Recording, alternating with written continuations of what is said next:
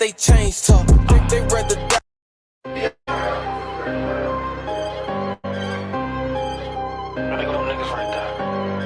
Come here! Give me the gun, give me the gun. Damn, dog. Them niggas ain't like us. They got they chains tucked. They rather die playing my niggas and get that fame up. This my niggas, when we catch you, you get flamed up. And the police know they can't tame us. On that corner, he miss his homies, he gon' join them. To my niggas, I'm important. You play crazy and they score. My shorty leave a nigga snoring. He pop out and he blown. They want me to say them niggas' name, but ain't gon' say it. We just gon' book the flights and leave a nigga dead. Ain't no covering up, get shots all in his head. He think he like that, he gon' eat that shit he said. You know it's fuck the ops, I said what I said. I told Smirk, you say he dead, then he dead. Them niggas rest, they might fuck around and be fed. He think he low, but we gon' find out where he at. That's how that chopper spin. Hit him up, I'm tryna pop some shit. Nigga, this shit for fun. I got a beam on this bitch, let that nigga run. You want that nigga on the streets, we gon' pay his bun. I be right outside the county like that's my son. Give a fuck if we get caught, this shit for grandson. Fuck the police, they can get it too, let's get it on. Acting like you with them niggas, you gon' get it too. All that sneaky dissing shit, we gon' get at you. I point this gun at you, nigga, I'm gon' finish you. And when we pull up, if they question, they can get it too. Them niggas ain't like us.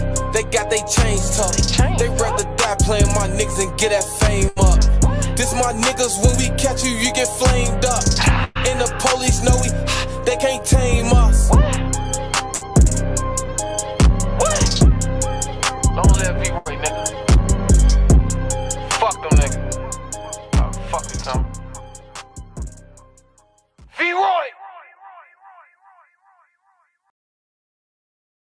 Nigga, stop lying. And when it's Shout out DG Product, you hear me? Shout out Major, man. Fuck just about the money and clout. Like third quarter song, they put FYB in the game or something, though.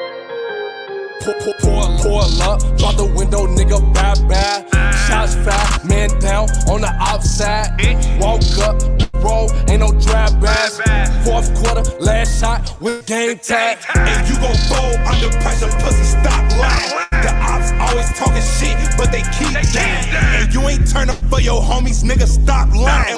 And when it's up there, bitch is up there, we gon' keep sliding, bitch. Pull up, drop the window, nigga, bad.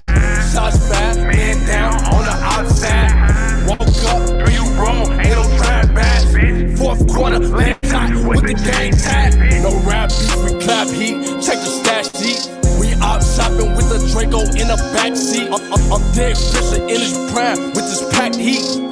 Back shots for any nigga to be an athlete.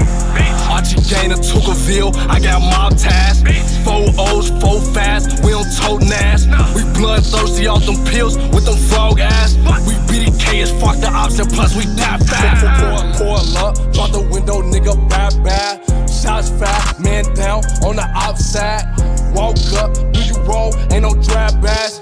Fourth quarter, last shot with the game tag. And you gon' fold under pressure, pussy, stop lying. The ops always talking shit, but they keep dying. And you ain't turn up for your homies, nigga, stop lying. And when it's up there, bitch is up there, we gon' keep sliding, bitch. Like some fucking hockey pucks, all we do is slide. If you ain't turn up for the game, stop merging it on the gas.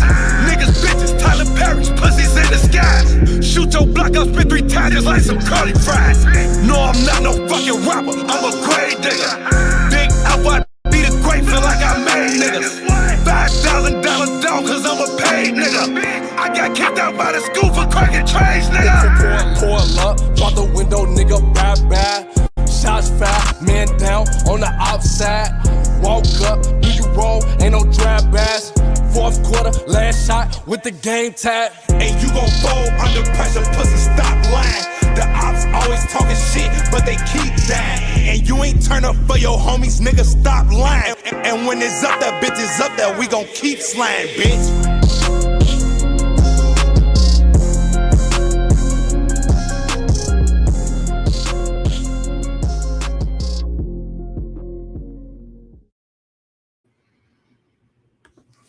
We Japanese still. You getting cooked in front of your family like a Japanese meal. It's Yashuta Hibachi, and none of you niggas can stop me. Look, man, I'm gonna deal with this BEREANTV shit. I might do a video marathon. I might keep going back and back and back and back and back to back to back to back, dealing with this Berean scenario, man. Because this nigga really crossed the line.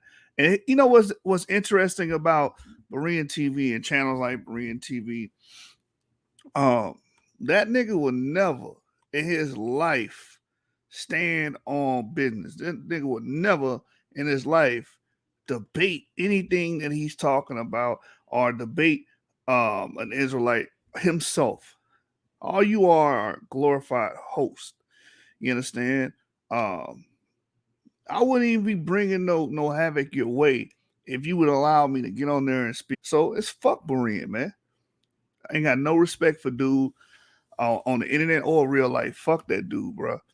At the end of the day, all you are, like I was trying to tell the Jewish community on Clubhouse, you guys pretty much are spoiled brats because when it comes to African Americans, we don't have our own state military. We don't have an ADL. We don't have our own media. You understand that could protect us from outside attacks. We're pretty much open season. And you have people like Berean, you have people like Sonetti, you have people like Garfield that spend majority of their time on the airwaves and on the internet doing just that, attacking. And the problem is they're upset when they get smacked or hit back. They want to do all the punching. But when it comes time for somebody else to come and punch them in the fucking face, that's when they want to cry foul.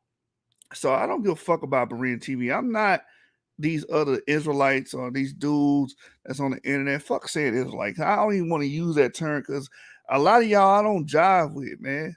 You understand? I'm not gonna go to your channel and give you support and watch. I don't watch the nigga in the first place. The only reason I went on this dude's channel was to address Garfield and try to get the debate cracking. That's it. But since you want to be a op, I'm gonna treat him like a op. You know what I'm saying? A lot of your material, your channel wouldn't be what it is if you wasn't targeting a certain group. And we all know what group that is. BHI, Black Hebrew Israelites. I don't really like the Black Hebrew Israelites. You understand? But what I want to do this live today, dealing with this fuck nigga BEREANTV, is to show degrees of separation.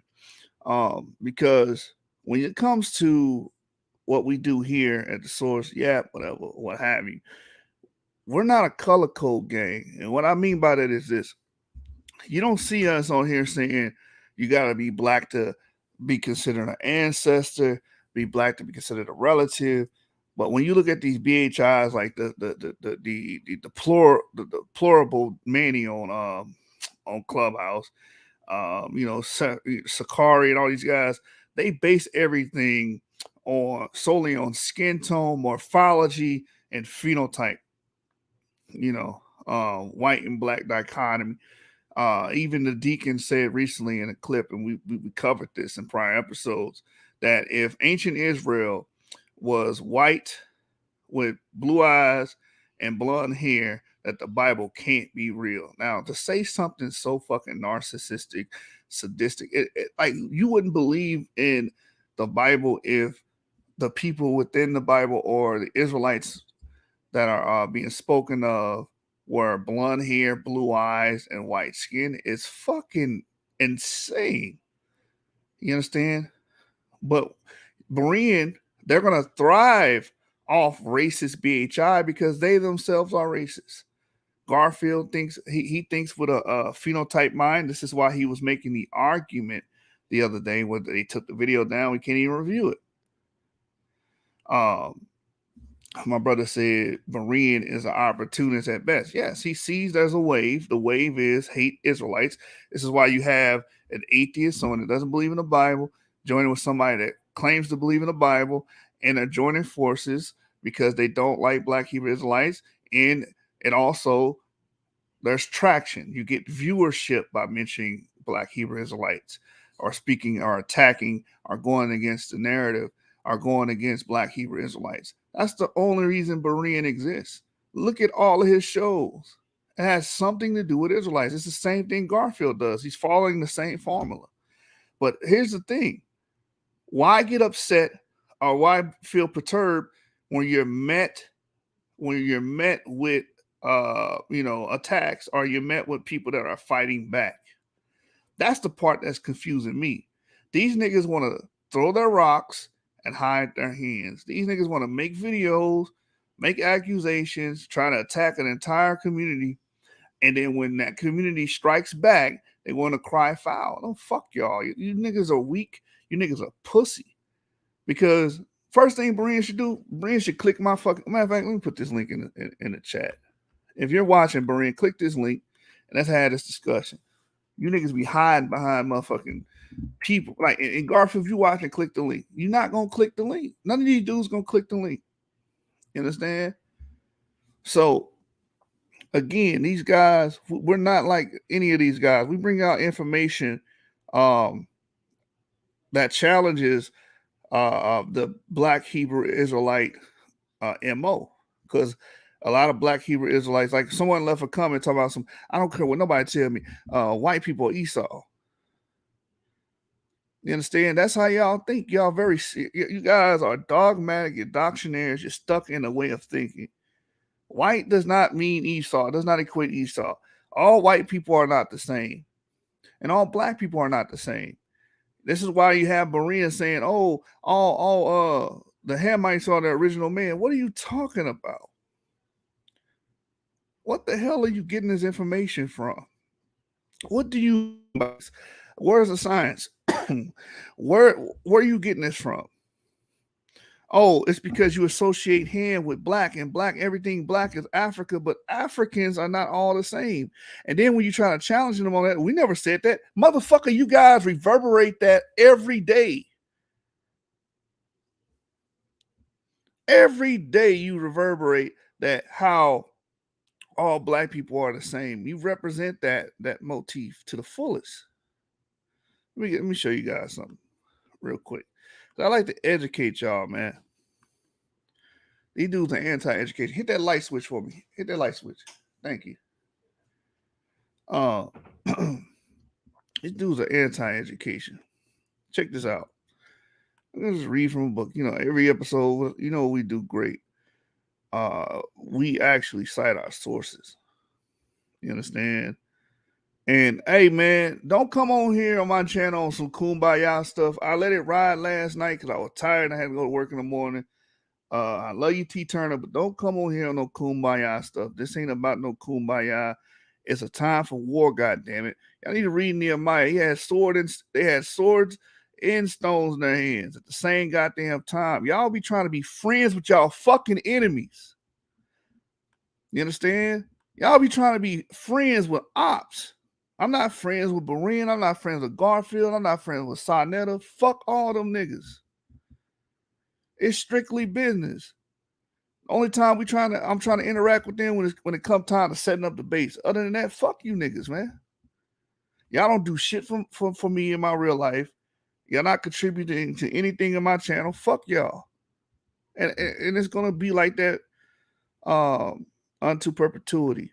Check this out. So this is a book, DNA for Archaeologists by Matasu, right? Page 98 to 99. For everybody that think all Africans are the same, we're going to start here. It says, patterns of diversity in Y chromosomes are not always concordant with those from mitochondrial DNA. Quick commentary on that is Y chromosomes represent the male line and mtDNA represent the female line, and they're not always concordant with mtDNA because men move around, women move around. A certain set of men could admix with a certain set of women and vice versa, right? We continue reading. It says there are 5 major lineages of Y chromosomes found in sub-Saharan Africa. So when people say, you guys are sub-Saharan African, you do understand in sub-Saharan Africa, that's a diverse population within itself.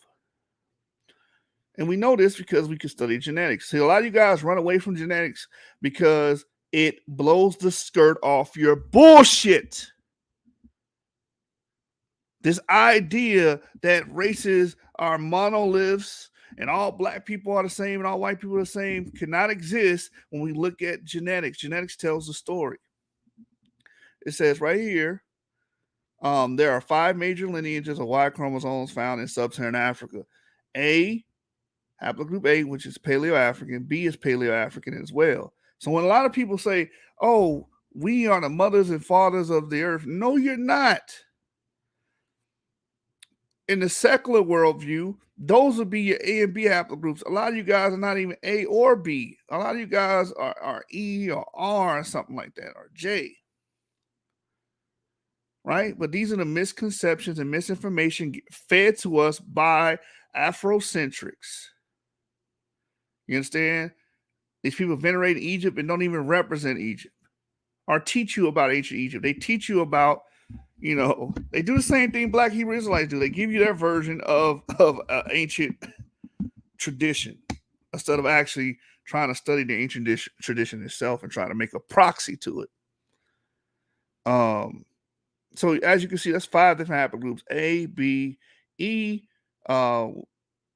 which is we cover a lot on the channel. E1, B1A, E1, B1B, EM96, and other clades as well coming from E. Then you have J, which we know comes from the Caucasus.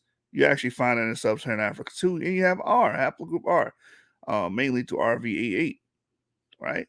Haplogroup J and R are largely confined to Eastern and Central Africa, respectively. Haplogroup E is distributed much of the continent and may be associated with the spread of pastoral and agricultural communities. Haplogroup A and B are also widely distributed, but are in contrast most strongly associated with foraging groups. They're also most basal, that is the most ancient lineages of the Y chromosome phylogeny. When, a lot of African Americans are not A and B. You got Chris Rock that's B. You have Rob Moore that's haplogroup A00, but they're the exception. Majority of us are haplogroup E. We're known for pastoral and agricultural communities, which brings and sows the seeds for civilization. That's what our haplogroup is known for and famous for, and that's why it's important that we parse these things out and actually teach it. Because we actually have a great history, but no one wants to acknowledge it. Because you would rather just, we just all black. No, fuck that. Look at your actual history. Examine it. They want you to live in ignorance. These people want you to live in ignorance. BEREANTV wants you to live in ignorance. And it's like, oh, they don't like their history. No, actually, we do love our African history. But when we talk about African history, you're going to run into a roadblock known as haplogroup E. Haplogroup E is known for decimating Paleo-Africans and establishing agriculture in Africa and bringing civilization to Africa, to sub-Saharan Africa, and North Africa as well, because we have the lion's share of males in Africa, right? From there, Berean also was pretty much picking on Teo, and I believe the nigga's name is Benaya or whatever. And they have this weird claim that all European Jewry was black at one point in time. I want to deal with that because we do not agree with those dilettantes at all. We do not agree with Teo Ministries. We do not agree with. See, the problem with you guys is y'all want us to be monoliths. If we say we Israelites, that means we got to believe in every goddamn thing Israelites say. No, fuck them, man. Those guys do not have good study habits. Those guys do not have good research habits. These guys are doctrinaires, and they're not really giving you guys the truth. This is why you have Garfield getting on the internet talking about some, oh, these people look white. These people look white. Who cares if they look white? We can go to the Jewish E project. Hold on, let me show y'all something. Showed this before. You gotta keep showing it. Y'all keep making the same goddamn arguments. The Jewish E project on family tree DNA.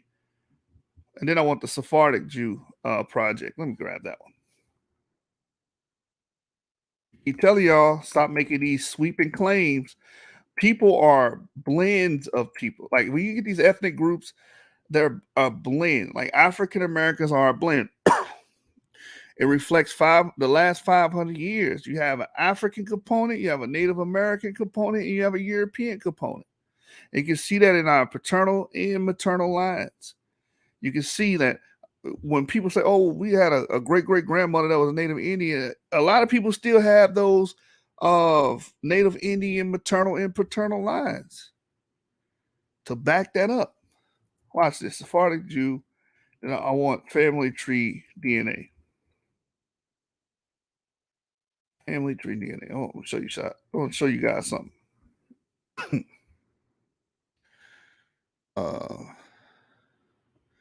Sephardic heritage, family tree DNA. And what I want to bring this up for, let me get the DNA results, make sure this is the right one. To show you guys something. Everything's not black and white. Tons of EM35.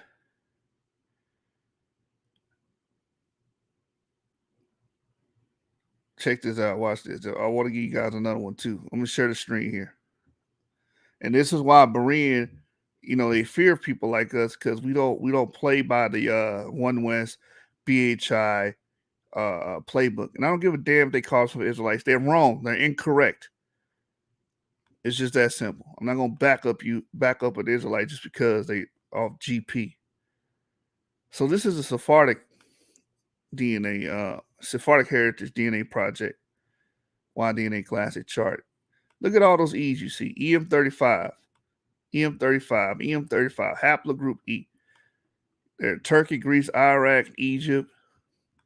These are Jews. We are related to them, whether you like it or not. You can say, "Oh, that's 32,000 years ago." We still share a paternal lineage with these guys, right? Y'all want to connect with everybody on the continent of Africa, and we don't even share common paternal lineages. There is no consanguinity within those groups, but you will accept them. But these are actual paternal relatives: EM78, EM35, EB13. These are all downstream markers of E1B1B. Portugal, Belarus, Iraq, Greece, Turkey, Greece. You see EM34, EL791, right? More E markers, EM96. Then you see Greece, EM35, EL17, EM35 in Spain. Portugal, you see EM2, which is Dos Lobitos. That's E1B1A. Then you have a Jamaican Sephardic Jew, which is E1B1A. Right? Then you have EZ17697, which is in Greece. Then you have one in Costa Rica, Ukraine. These are all E markers. And of course, you're going to have FM89 lineages as well. Because again, Jews are a blend of people. They're not just one group of people. Look at that. Q, R. We have to keep showing information like this because, again, majority of you motherfuckers are racist. Majority of Afrocentrics are racist. Majority of Silent TV, racist. Garfield, racist. BEREANTV, racist. Majority of Black Hebrew Israelites are racist. You think skin color determines ancestry, and it doesn't. That's what we're seeing on the screen. For instance, you might have somebody that has a European cast and European morphology that look like Ethan Hawke from Training Day, but have E1B1A or E1B1B. What you guys are essentially teaching is that we're not the children of our ancestors. That's what you're teaching. DNA shows you who your ancestors are and who you are closely related to. And you guys deny that empirical fact because you're anti-science and you're anti-truth. Right? Now, to deal with the Benaiah comment, watch this. I'm going to show you guys something. When you guys read genetic papers, a lot of times they will give you the phenotype, right? Watch this.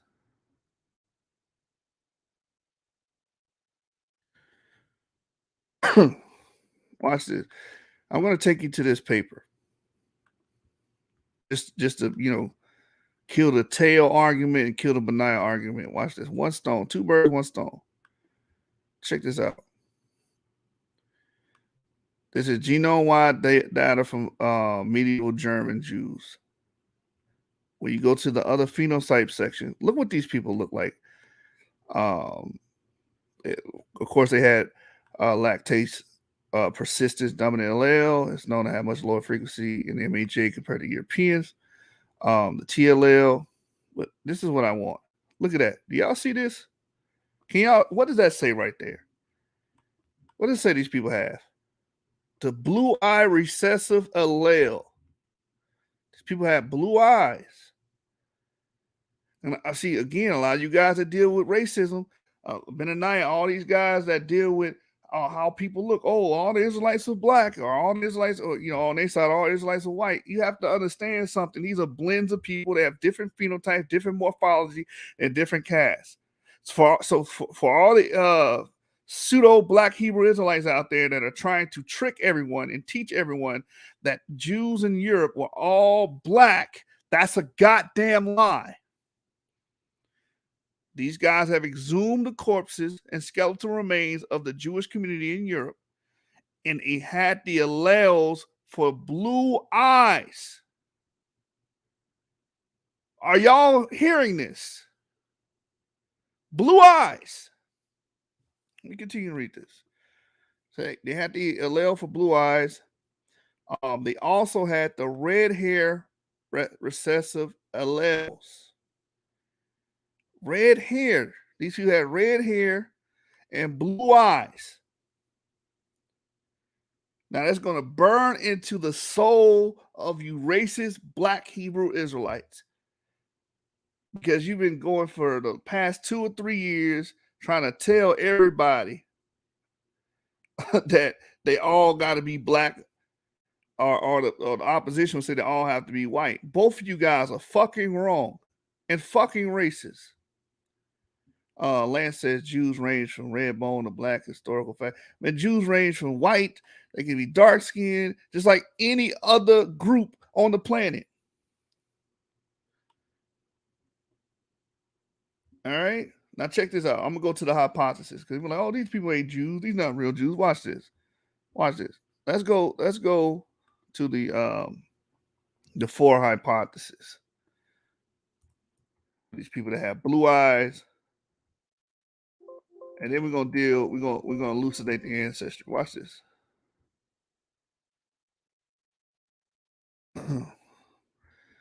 And I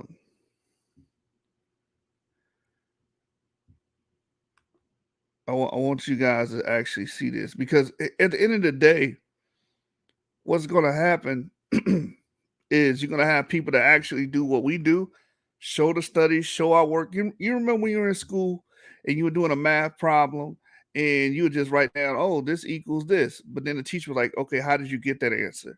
See, we show you guys how we got our answer. We show our work, right? We show our work.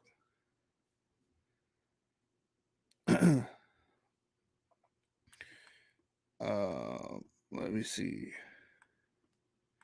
Let me get this, man, because I really want to bring this for the forefront. And I'm gonna drop the link again. If Maria's bitch ass is in the comments, you need to click that damn link. And if Garfield's in the comments, click the link. And if anybody's that wants to add to the conversation, or you disagree or agree, click that link. We don't care if you're Israelite, Afrocentric, atheist. We don't give a damn. Click the link. So let me find this, because I want to bring this to the forefront, because there's something called a Southern European hypothesis that this paper deals with. And again, of course, I'm not going to be able to find it. Let me show you. Hold on. Let me get this. I think it's in the supplemental area.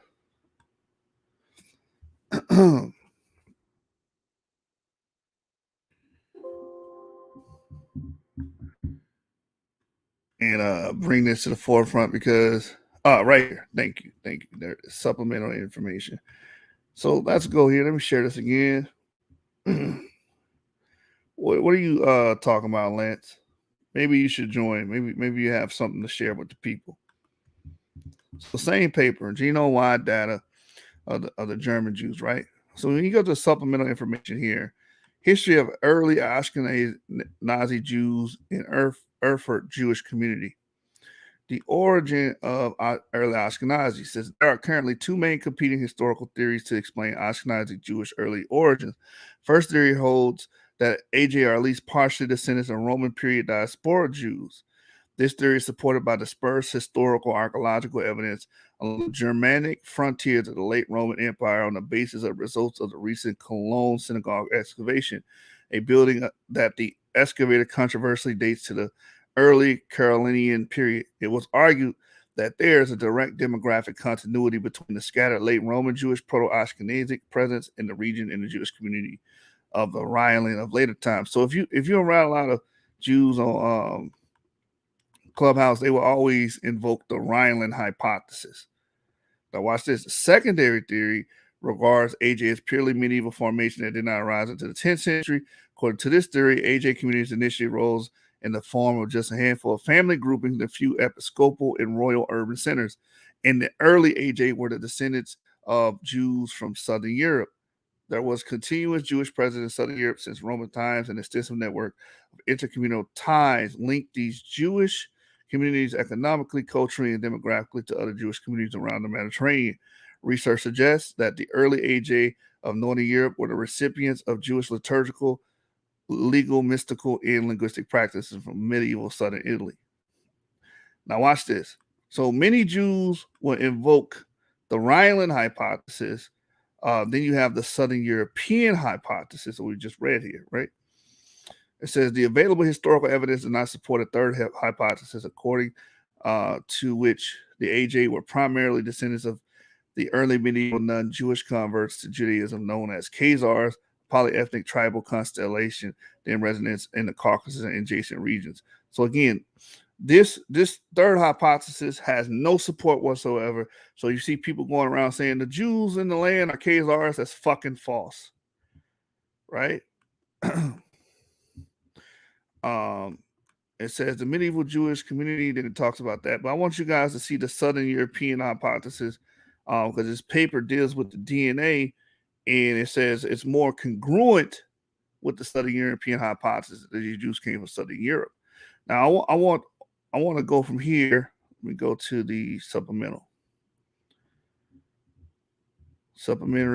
material. Probably already downloaded this. And let me open this so you guys can see the patrilineages and the matrilineages.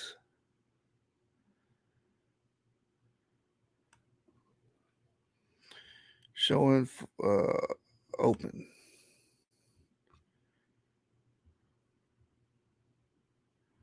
Check this out while that loads. The reason why I'm bringing y'all through this because, again, these people have blue hair, red eyes, and you have a group of people on the internet trying to say that all Jews are black, they all dark, blase, like the Tail twins and a la Benaya. Check this out. And let me share my screen here. Window, boom.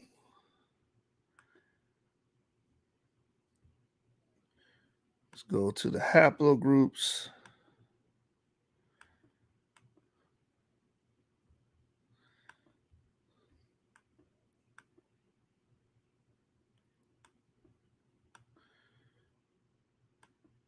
To find the haplogroups. Let me see. Is it this here? Yeah, here it is. So these are the individuals that they exhumed. They found the blue eye and red hair genes. Look, these Jews are a mixed bag of people. Look at that.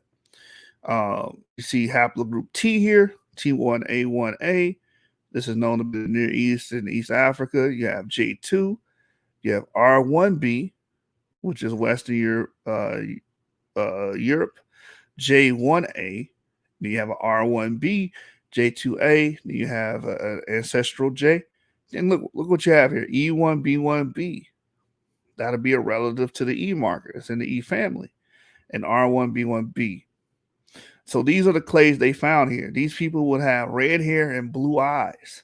Even the one that's related to us, red hair and blue eyes.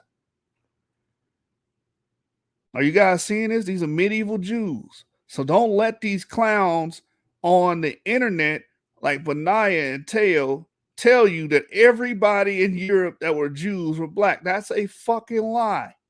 And again, this is why Berean would not allow me to speak, because my stance is more nuanced than a lot of these black Hebrew Israelite idiots. Oh, here we go. Here we go. This guy again. He said, if you carry the SLC2485 allele, I don't know, it's not called albino marker, albino marker. Your DNA is corrupted. Who described the scripture with red hair and blue eyes? I don't know what you talk about, Davidic bloodline. What you should do, let me help you out, brother.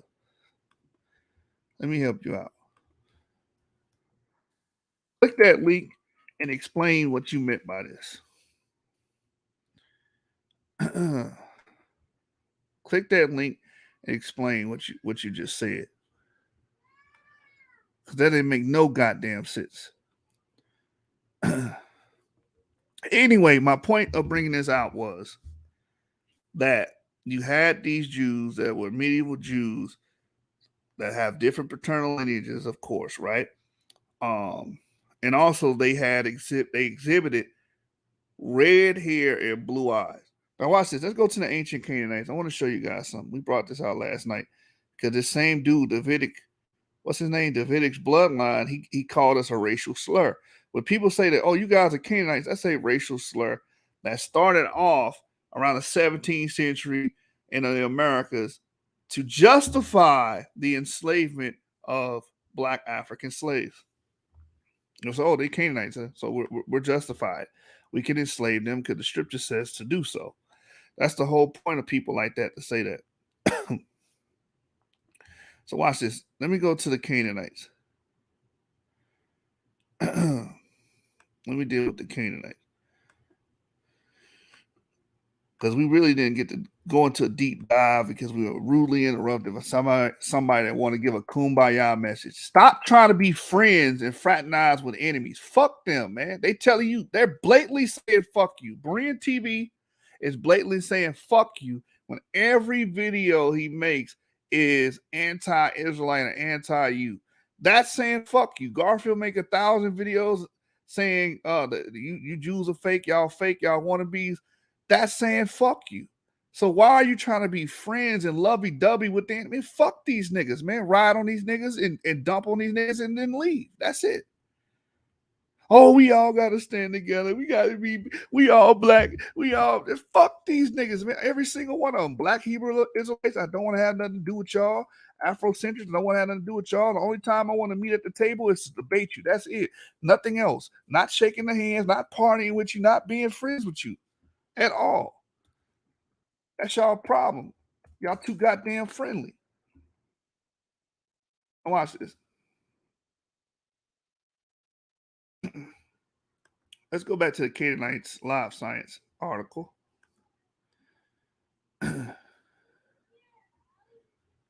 I said red eyes, blue hair. My bad, man. You knew what I meant. Blue eyes, red hair. Share the stream. Watch this. Let's go to Canaanites Live DNA.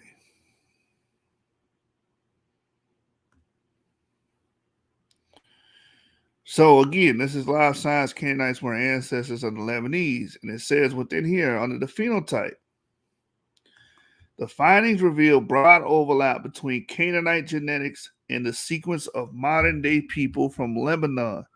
Researchers even found some ancient gene variation that suggested the Canaanite people had similar coloration in skin, eyes, and hair as Lebanese people do today. So the Lebanese today, very fair skin, they have the SLC2485 gene, right? A lot of them have black hair and whatnot, but these people would look like white people, what you would classify as white people now. That's what these Canaanites would have looked like. Now, a lot of you people are upset by that. And here's the thing, who did the Israelites mix with? They mixed with Canaanites. So for all you Negro only people that say, oh, well, all the ancient Israelites were black. No, they were not. They were mixing with these people that looked like modern Lebanese. So y'all gonna have to walk those statements back. And we keep beating the community down with this information. Again, here's the article. Canaanites Live, DNA reveals fate of biblical people. And this is also how you get the introduction of the J marker amongst Israelites. So when the Jews say the J marker amongst the Jews, yes, they were. They were original. They were a part of the original ancestral population. Why? Because Jews, according to the biblical record, Israelites, according to the biblical record, mixed with Canaanites. It's in the book. It's in the book. All right. So these people that had white skin, some even had blue eyes. We can go to that study. Mixed with the original Israelites.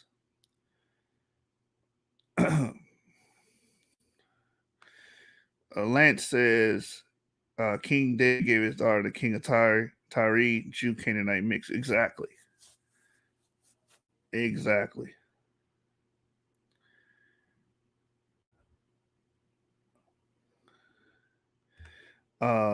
Jay Gray says, I'm not well studied on it enough to agree or disagree reasonably. However, I do understand the Bible, and by virtue of this, I understand exactly what this brother is expressing. Yeah, Esau did marry Canaanite daughters. So even if you say at the onset, ancient Israelites were all black, you do realize they were mixing with people that had white morphology, white skin coloration, and blue eyes. That's why you got to be more scientific minded. You got to be more nuanced and stop approaching every goddamn thing so dogmatically. Let's read this. It says, the people of modern day Lebanon could trace their genetic ancestry back to the Canaanites, new research finds. The Canaanites. So here's another thing too for the idiot that used the racial slur. Oh, you guys are Canaanites. No, we know who the Canaanites are. We don't have nothing to do with these people. We're not by and large JP58. It says the Canaanites were residents of the Levant, modern day Syria, Jordan, Lebanon, Israel, and Palestine during the Bronze Age, starting about 4,000 years ago. They're best known from the Old Testament of the Bible, which they are described as the cursed descendants of Canaan, blighted by God because Canaan's father dishonored his own father, the patriarch Noah. Canaanites were often in conflict with Israelite tribes that wrote the Hebrew Bible. In fact, the book of Deuteronomy features Yahweh, God, ordering the Canaanites to be exterminated. In part because the Canaanites kept the records on easily degradable papyrus rather than clay, little is known about their side of the story. But now, ancient DNA reveals that the Canaanites were descendants of Stone Age settlers and the ancestors of the Lebanese. It says Canaanite ancestry was widespread in the region. Study researchers Mark Haber and Chris Tyler Smith on the Wellcome Trust Sanger Institute in the United Kingdom wrote in an email to Live Science. And several groups who were probably culturally different shared the same ancestral background. Haber, Tyler Smith, and their colleagues extracted ancient DNA from the bones of 5 Canaanites who died in the ancient city of Sidon. So we know that these are Canaanites. So for all of the racist trolls, like Davidic bloodline, you got one more time. I'm gonna ask you again, Davidic bloodline, to get your racist ass in here. This is your last warning. I'm not playing with you. This is your last warning. Click that link. I'm gonna give you 2 minutes, 3 minutes. If you ain't on here explaining yourself, you out of here. All right. So again, as I was reading, these people had extracted ancient DNA from Sidon. These are Canaanites. So the skeleton dated from between 3750 to 3650 years ago, 3,650 years ago, which that will put you on late Bronze Age, about 1650 BCE. It says the researchers then compared the genetic sequences of these ancient Canaanites with those of 99 modern Lebanese people, as well with ancient DNA sequences of more than 300 other people from ancient DNA database. The findings revealed broad overlap between Canaanite genetics and the sequence of modern-day people from Lebanon. Researchers even found some ancient gene variation that suggested the Canaanites probably had similar coloration in skin, eyes, and hair as Lebanese people do today. It was surprising, Haber and Tyler Smith said, to find such continuity in the Canaanite line, given all the conquests and expansions in the Middle East from outside groups since the Bronze Age. The Canaanites themselves descended from Stone Age settlers who mixed with newcomers from what is now Iran about 4,000 to 5,000 years ago. So again, these people are not autochthonous to the Levant. They're not. All these papers will tell you that these people are foreigners, right? It says the researcher said the mixture could be explained by the expansion of the Akkadian Empire and Mesopotamian Empire that peaked around that time. The researchers wrote, after the Bronze Age, the Canaanites did mix a bit with their neighbors. Modern-day Lebanese populations are largely Canaanite, the DNA showed, with a bit of Eastern hunter-gatherer and Eurasian steppe influence that got added to the mix some 3,000 years ago, the researchers said.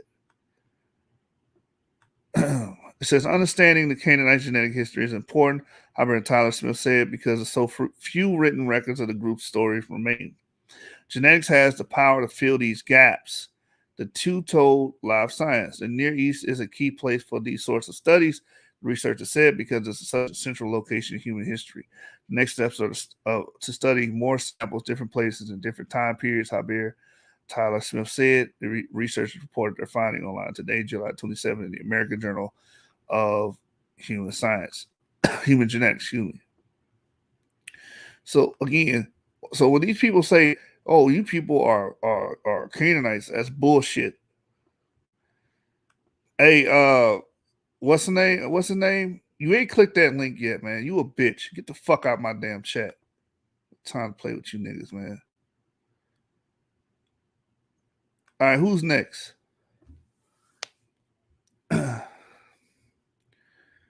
Lance, you got to give me evidence of that. Canaanites, as we just read, people were white like Lebanese. And the Lebanese are descendants of Canaanites. All right. Watch this. Let me show you guys something. Again, I read this the other day. I want to bring this out again and reiterate this. Where did these J1 markers or these people that carry these white alleles come from? Again, this is a paper called the genomic history of the Middle East. But in this paper, states here, says in addition to local ancestry from Epipaleolithic, Neolithic people, we found an ancestry related to ancient Iranians that is ubiquitous today in all Middle Easterners. Previous studies showed that this ancestry was not present in the Levant during the Neolithic period, but appeared in the Bronze Age, where less than 50% or approximately 50% of the local ancestry was replaced by a population carrying ancient Iran-related ancestry. That's what we just read about the Canaanites, right? We explored whether this ancestry penetrated both the Levant and Arabia at the same time and found that admixture dates mostly followed a north to south climb, with the oldest admixture occurring in the Levant region between 3,300 to 5,900 years ago. And that the later date is mainly haplogroup T during the copper age. It says followed by admixture in Arabia 2 to 3,500 years ago. In East Africa 2,100 to 3,300 years ago. So you don't even get this ancestry in Arabia to 2 to 3,500 years ago. So before this ancestry in here, who was there? We know who was there. It's mostly Natufian related people. You had E markers in Arabia prior to this. In East Africa, 21 to 3,300 years ago, It says right here, these times overlap with the dates for the Bronze Age origin and spread of Semitic languages in the Middle East and East Africa, estimated from lexical data. This population potentially introduced Y chromosome haplogroup J1 into the region. So before 3,500 years ago in Arabia, there were no J1 markers, even though today, by their population density, they dominate over there now. But in times past, that was not so. These people came through Iran via the Caucasus. It said the majority of J1 haplogroup chromosomes on our dataset correlates approximately 5.6 thousand years ago, bringing with potential Bronze Age expansion. All right. So these Canaanites would have been J1, and they wouldn't even be in Levant to this time period. They're Johnny come latelys, and they carried the genes, what the genes known as SLC2485, a light skin variant, and they carried blue eyes. Why is that important? For all you people that say that all Israelites had to be black and all of them had to look Negro and all of them had to look African or Bantoid, you're wrong. You're demonstrably false, because the Israelites themselves mixed with Canaanites. Judah, he married Tamar is a Canaanite, right? These people married Canaanites. The land showed you that David gave his daughter to a Canaanite. And when you guys read Judges, for all you Bible thumpers out there, watch this. Let's go to Judges. I believe it's Judges 1, right? When you go to the book of Judges, it tells you this. You get the GMT. Watch this. Let's go to the Bible. Check it out. So Judges 1, you go to the book of Judges. It clearly states here. Judges 1:1 says, after Joshua's death, the people of Israel asked the Lord, which of our tribe should first and go and attack the Canaanites? You know, the people we just read about, the people that look like Lebanese, people that will have white skin. You know, this is proof that white skin was in the land. So watch this. I want to go to the bottom part of this chapter. You see what it says? People who are not driven out by the Israelites. The tribe of Manasseh did not drive out the people living in the cities of Bethshan, Tanach, Dor, Iblim, Megiddo, and the nearby towns. The Canaanites continue to live there.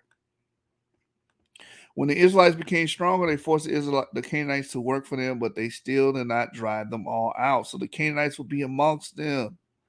Keep reading. The tribe of Ephraim. The tribe of Ephraim did not drive out the Canaanites living in the city of Gezer, and so the Canaanites continued to live there with them. The tribe of Zebulun did not drive out people living in the cities of Kitron and Nahalal, and so the Canaanites continued to live there with them and were forced to work for them. The tribe of Asher did not drive out the people living in the cities of Akko, Sidon, Alab. We just read about Sidon. These people would have had white skin.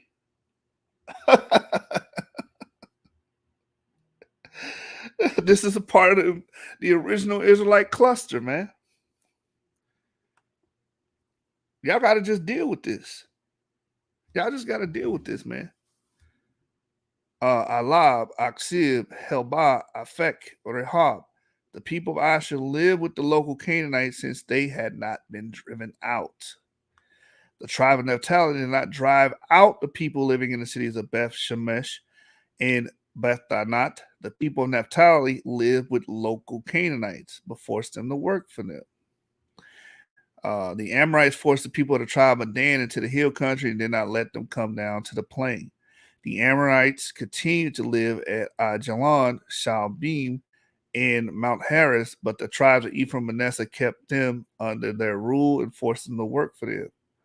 North of Selah, the Edomite border ran through Akrabim Pass. So again, the Canaanites did not just vanish, they were amongst Israelites.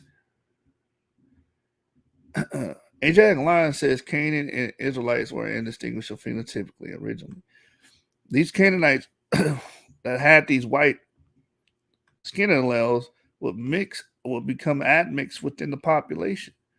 So for anybody claiming an all black anything is full of shit.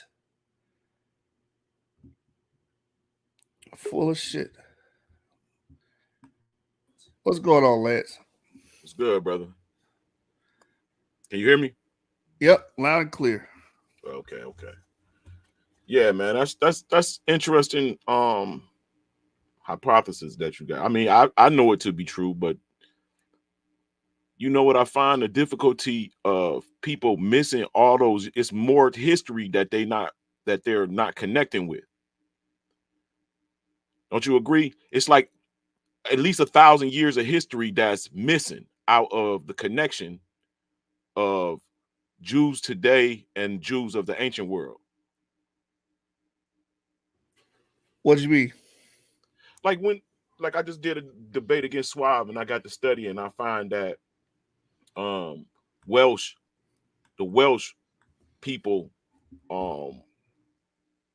of Scotland were actually Jews as well.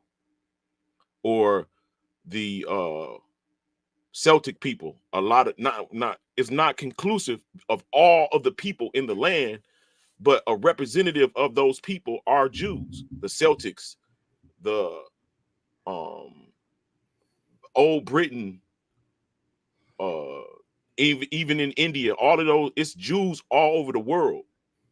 So when you said earlier that black people is a lot of different people, I mean, it's historically traceable. When you look at people that come from like Germany during the Civil War, when they sent those people over here, those people was black-skinned people. You feel what I'm saying? When you look at the Jacobites that was getting kicked out of Britain after King George I took over, you see that those people are Jews coming to America as indentured servants. When you see or consider the Mormon doctrine, and you see that the Jews came to America and was fighting each other over here like a mug, and it was Indians already here that they were also fighting. You see the connection there. So what you see when you see people like the French, you got the Sephardi Moorish connection with them, with the Huguenots. You see them come in to make connections with other Jews in America, making alliance with other black people in America. Now, when I say black, I mean hued people. Were there white Jews? Yes, I agree that there were, but phenotypically, they gonna have full lips, full nose. They're gonna have certain shaped skull. There's no way around that, bro. So skin color can range to black, but phenotypical, like you can look at, like my man said in that book, what's that shit called? When he said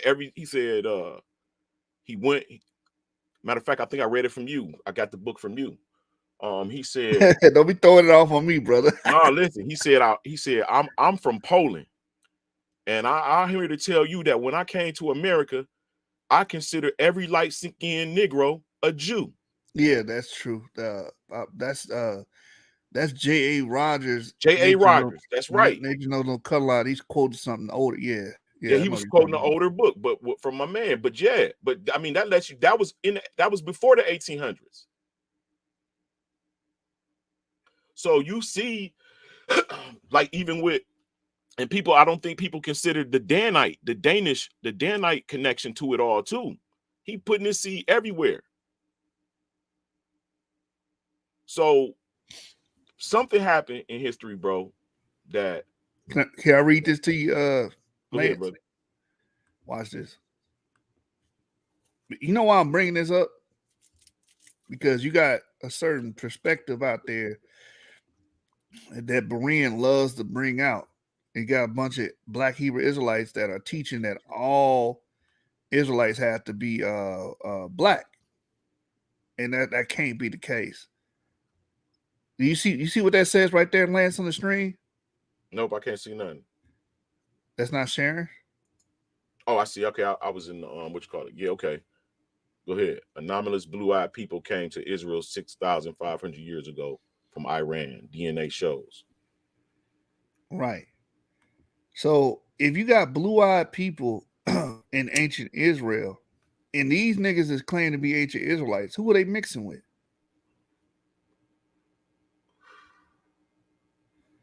You see what I'm saying? 6,500 years ago. Let's see. The boat, study boat, Galilee, the Acropolis helps fill 3,000-year gap in the knowledge of an ancient.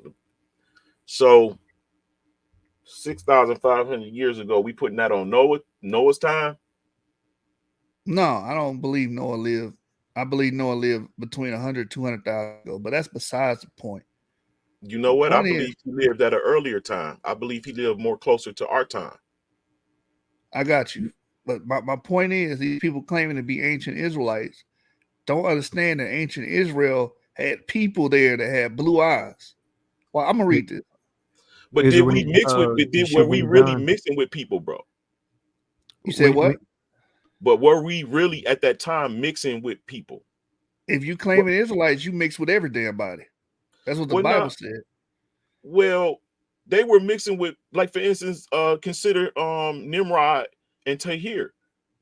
No, Abraham's father. He was a king subjected to a Hamitic king, and the people were subjected to them. So that's already a mix right there. I got you. Hold on. Let me read. What were you saying, Avery? No, I Avery, was about to say, when you're done reading that, I actually have something to show you when it comes to ancient Canaanite, their phenotype and stuff. all right, let me read this, then I'm gonna give a floor to you, brother. It says right here, blue-eyed, fair-skinned settlers inhabited the Levant some 6,500 years ago, according to an international interdisciplinary team of scientists. An article released Monday in the peer-reviewed journal Nature Communications solves the mystery of how Chalcolithic culture got to the Galilee via population migration. And a lot of people don't understand, like, people think populations are static. No, people move, people leave for several reasons. It can be famine, war, or what have you, right? Let me keep reading. Since when they mapped the genomes of the bones from 22 of the 600 individual skeletons discovered in a massive necropolis near Pekin in the north of the country, the scientists found a genetic mix quite unlike that of previous and successive settlers of the region. The findings address the decades-long arguments over the origins of this distinctive late Chalcolithic culture, the artifacts which have few stylistic links to earlier or later material cultures of the region, write the authors. It says the highly artistic bubble and time relics have led to the extensive debate about the origins of the people who made this material culture. Did it come about by local populations adopting and implementing practices found in existing cultures in the north, or through migration? In the article, Ancient DNA from Chalcolithic Israel reveals the role of population mixture and cultural transformation.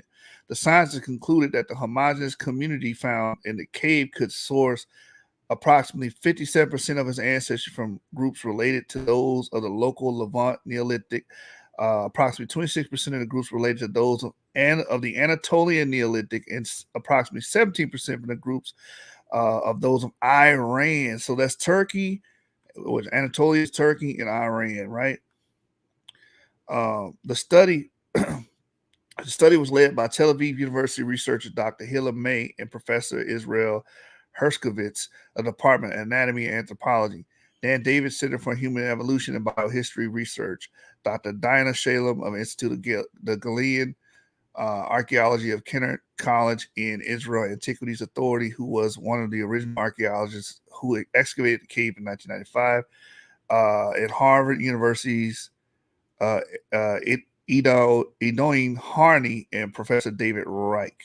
The genetic analysis provided an answer to the central question we set out to address, said Harvard's Reich. It showed that the Peki people had substantial ancestry from northerners, similar to those living in Iran and Turkey, that was not present in earlier Levantine farmers. So the people that were light skinned and blue eyes came from the north. They were not originally in the Levant. We've been saying this over and over again. But my point is to point out that these people came in and we would have mixed with those populations if you want to claim that you were in the ancient Levant. You would have mixed with these people. Let me keep going. It says archaeologist Shalem said the natural stalactite cave, 17 meters long and 5 to 8 meters wide, is unique both for the number of those buried in it and the outstanding motifs, geometrical and anthropomorphic designs depicted on the ossuaries and jars holding skeletal remains. Some of the findings in the cave are typical to the region, but others suggest cultural exchange with remote regions. The study resolves a long debate about the origin and unique culture of the Chalcolithic people, said Shalem. Did the cultural change in the region follow waves of migration, the infiltration of ideas due to trade relations and or cultural exchange, or local invention? We now know the answer is migration. So these people came from the north. They came from Turkey, Iran, via the Caucasus. We brought out in prior episodes. Watch this. So at Harvard's Harney, who led the statistical analysis for the study, we also find that the Peking population experienced abrupt demographic change 6,000 years ago. The Chalcolithic era, also dubbed the Copper Age, followed the Stone Age. It precedes the Bronze Age. There are already several DNA analyses of the Bronze Age settlements in the Levant, including last summer's publication of research from Bronze Age burials that shows that 93% of ancestry of modern Lebanese ancestry comes from the Canaanites. We just read this article. Now the new Peking genome mapping fills in the void of 3,000 years of DNA analysis. So you had white people there 6,500 years ago. You had white people there 3,000 years ago with the Canaanites. The DNA research gives an answer to questions asked by archaeologists throughout Israel who have unearthed remains of copper and other metalworking technologies that were not local to Israel, but rather to Turkey. Discovered in 1961, the Cave of the Treasure near Ein Gedi housed a hoard of 429 objects hidden 6,500 years ago, some of which were created from copper, thought to have been imported from eastern Turkey or the Caucasus. Likewise, the Negev's Ashalim cave found in 2012 contained a lead object created by foreign Anatolian technology. With the new study's conclusion that some half of the indigenous Chalcolithic genomes derived from ancient Turkey and Iran, it appears that these artifacts may have arrived during migration or not merely as byproducts of trade route as previously suggested. All right, that y'all get the point. I'm not gonna read the rest of that. Avery, you had something you want to share? Yes, I do. I was actually going to share this really quick, if you don't mind. Well, actually, I think I might be ready. Yeah, I guess I'll go ahead and start. So we're talking about the look of the Canaanites. So how do you do that thing on your screen where you can just flip the different? Yeah, it stopped letting me do it. I was able to do it at first. Okay, well, I'll just go to each one. So I'm gonna go with this one first. You could copy paste over the address bar. So here's the first. All right, here it is. Here's the first thing I want to show y'all. So what Yashub read was about 6,000 years ago. We found remains with of people who would have had blue eyes based on their genetic signature. But here, what I'm about to show y'all, this is even closer to the period of the Israelites. This is a depiction of Canaanites from the battle of Megiddo. The Pharaoh Tutmosis III went against the Canaanites because they were rebelling. And this is how they depicted that battle, and this is how they depicted the Canaanites. As we can see, they have tanned to light skin, like typical people in Israel today, Israelis or Palestinians today. Very light skin, tanned, black hair, dark eyes, etc.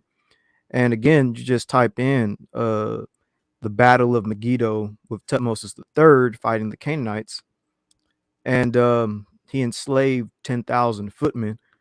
But also, I'm going to show you this as well.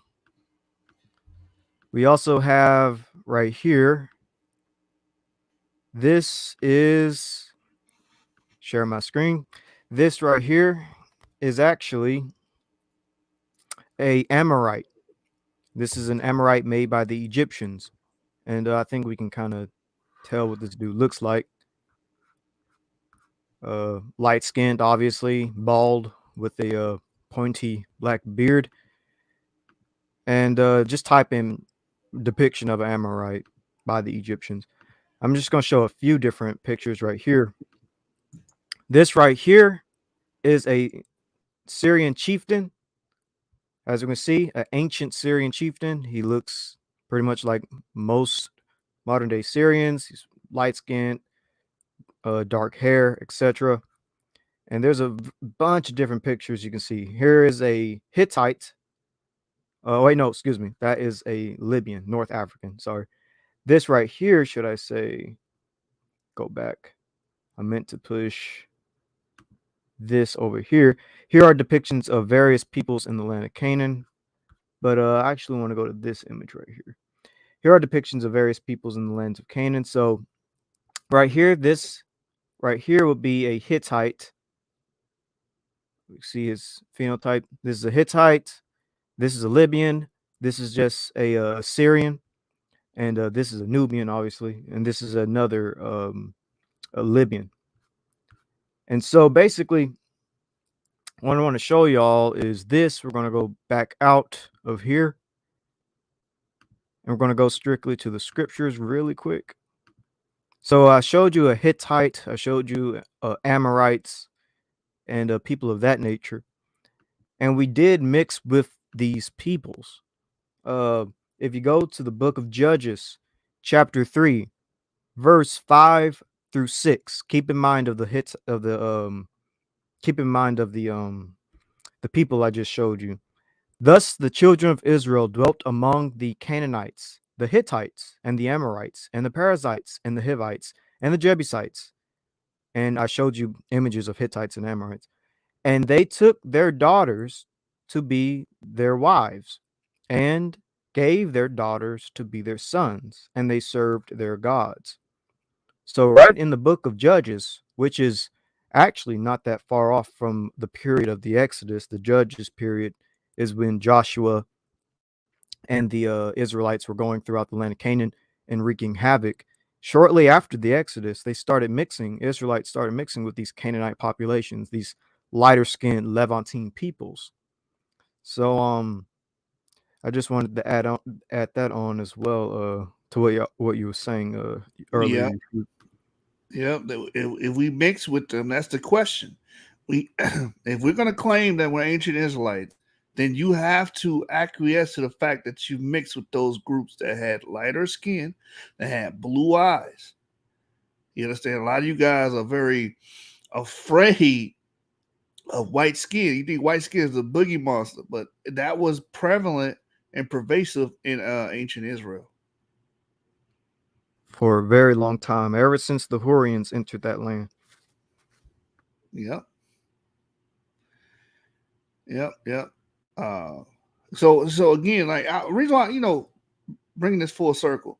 This is why a Berean wouldn't allow me to speak, because he know I don't hold to the BHI playbook.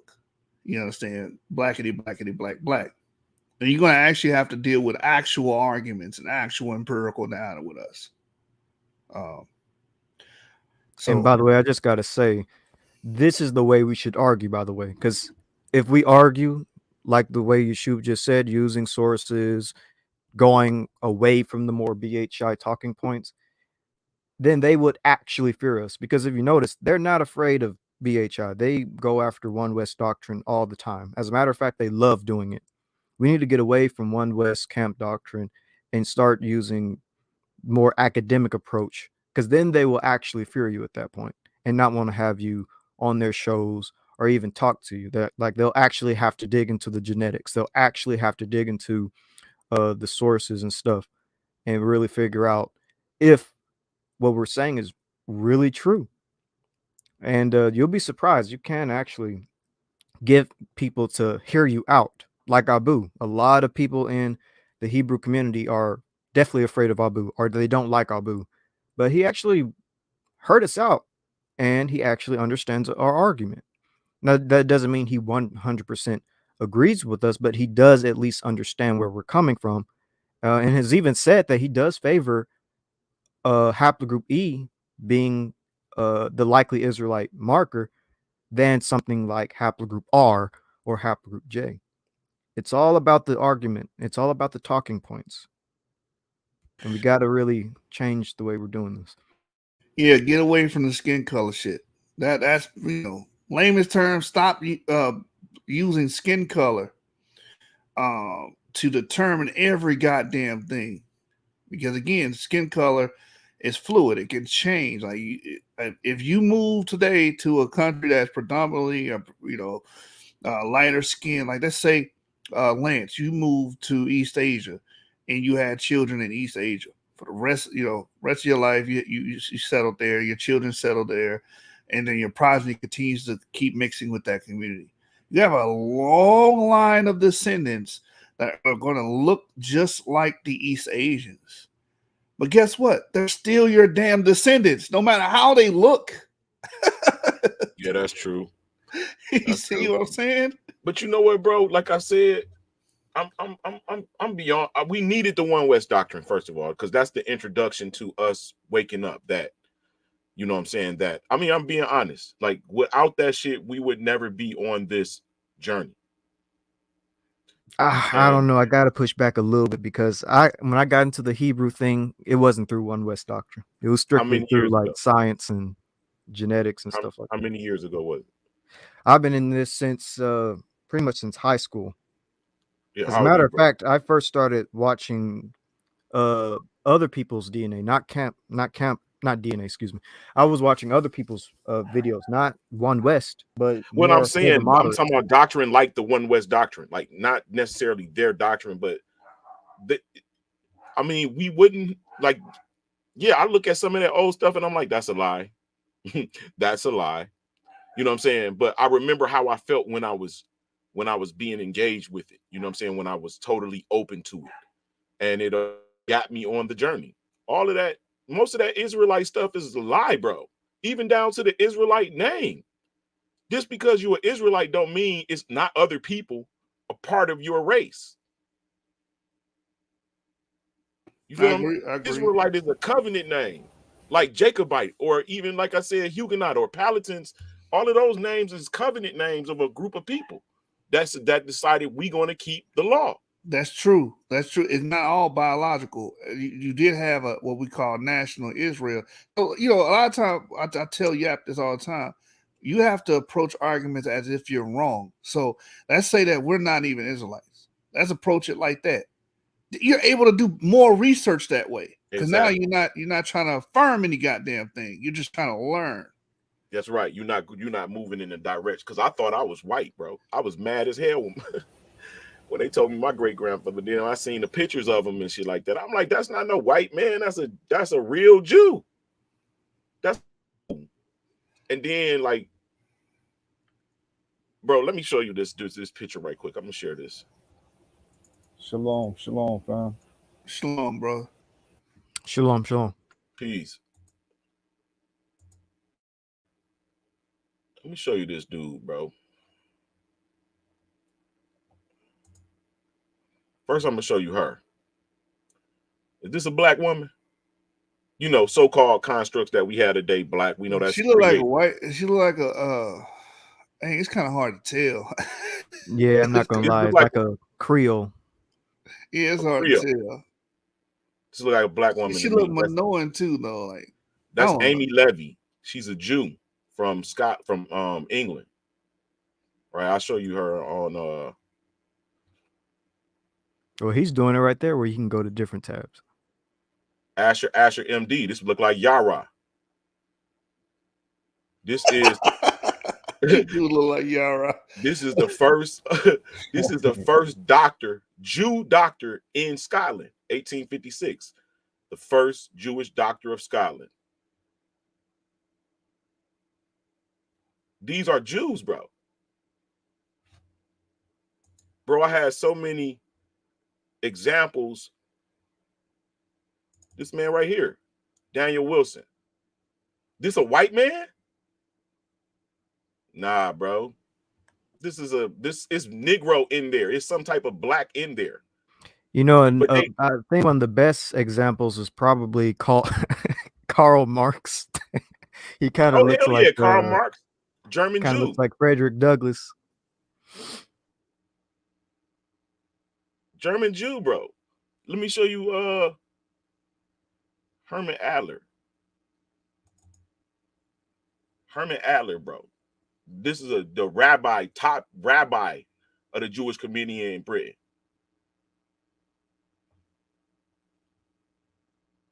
Look at this, bro. They look white to, you know what I'm saying? Especially since they highlighting and making sure that they do look white. Nigga, come on, bro. This is a Jew. You know what that reminds me of? It reminds me of you know Chris Broussard from ESPN. Yeah. This a white man? Man, that's a white man, brother. Stop it. Nah, That's a white bro. man. It's not a That's white man, bro. morphology. Look at his phenotypes, bro. Yeah, I mean, you can see admixture. You can look at the nose. This hump right there, that come from a group of people. That come from a group of people that's not white, though. That come from Spain. Yeah, but my point is they can look however they look. They can still be your relative. That was my whole point. He looked like an octoroon at best. Look at this brother over here. But they all Jews. But look at him. I think that the Jews mixed with a people or a group of Jews was conquered by a people. You feel what I'm saying? And the sons created, you know, families and carried the genetics of the conquerors over. Horian nose. Armanoid. This is a Jew, bro. They don't look like none of the Jews we see in today either. Now I don't know about that. That's a large sweeping claim. Here, read this. Can you see that? Yeah, it says the Western Jews pretend, moreover, that some of the most considerable families of the tribe of Judah and Benjamin went and settled in Sepharad or Spain, and that is among them that their royal line is best preserved, on which account they have looked upon the rest of the nation with singular contempt and arrogate to themselves a superiority over them. Though we should think that if any could justify a claim of merit over the rest, it should be of those who, instead of abandoning their native country to go and seek their fortune, either in Spain or Babylon, prefer living in it among the dreadful dilapidation, preferred the living in it among the dreadful dilapidations of their metropolis in other cities, and with a view of calling dispersed thither again, and raising it as much as was in their power out of its ruins. Now, what you seeing is a connection in history, right? Because when the Jews was kicked out of Spain, that first of all, that tells you that Jews is in Spain. Who? Judah and Benjamin. Who? The royalty. When they kicked out of Spain, they're going into places like Scotland and Ireland and France and the Netherlands and Germany and the Ottoman Empire and South Africa. They're going into places that they already had relatives. You feel what I'm saying? And this is the royalty. So what else did the royalty of Judah and Benjamin end up as? They ended up as your Huguenots and your Jacobites, bro. Or That's is who this Benaiah ben Israel type stuff? I don't know who that is, bro. I'm an independent studier. I don't study up under nobody or none of that.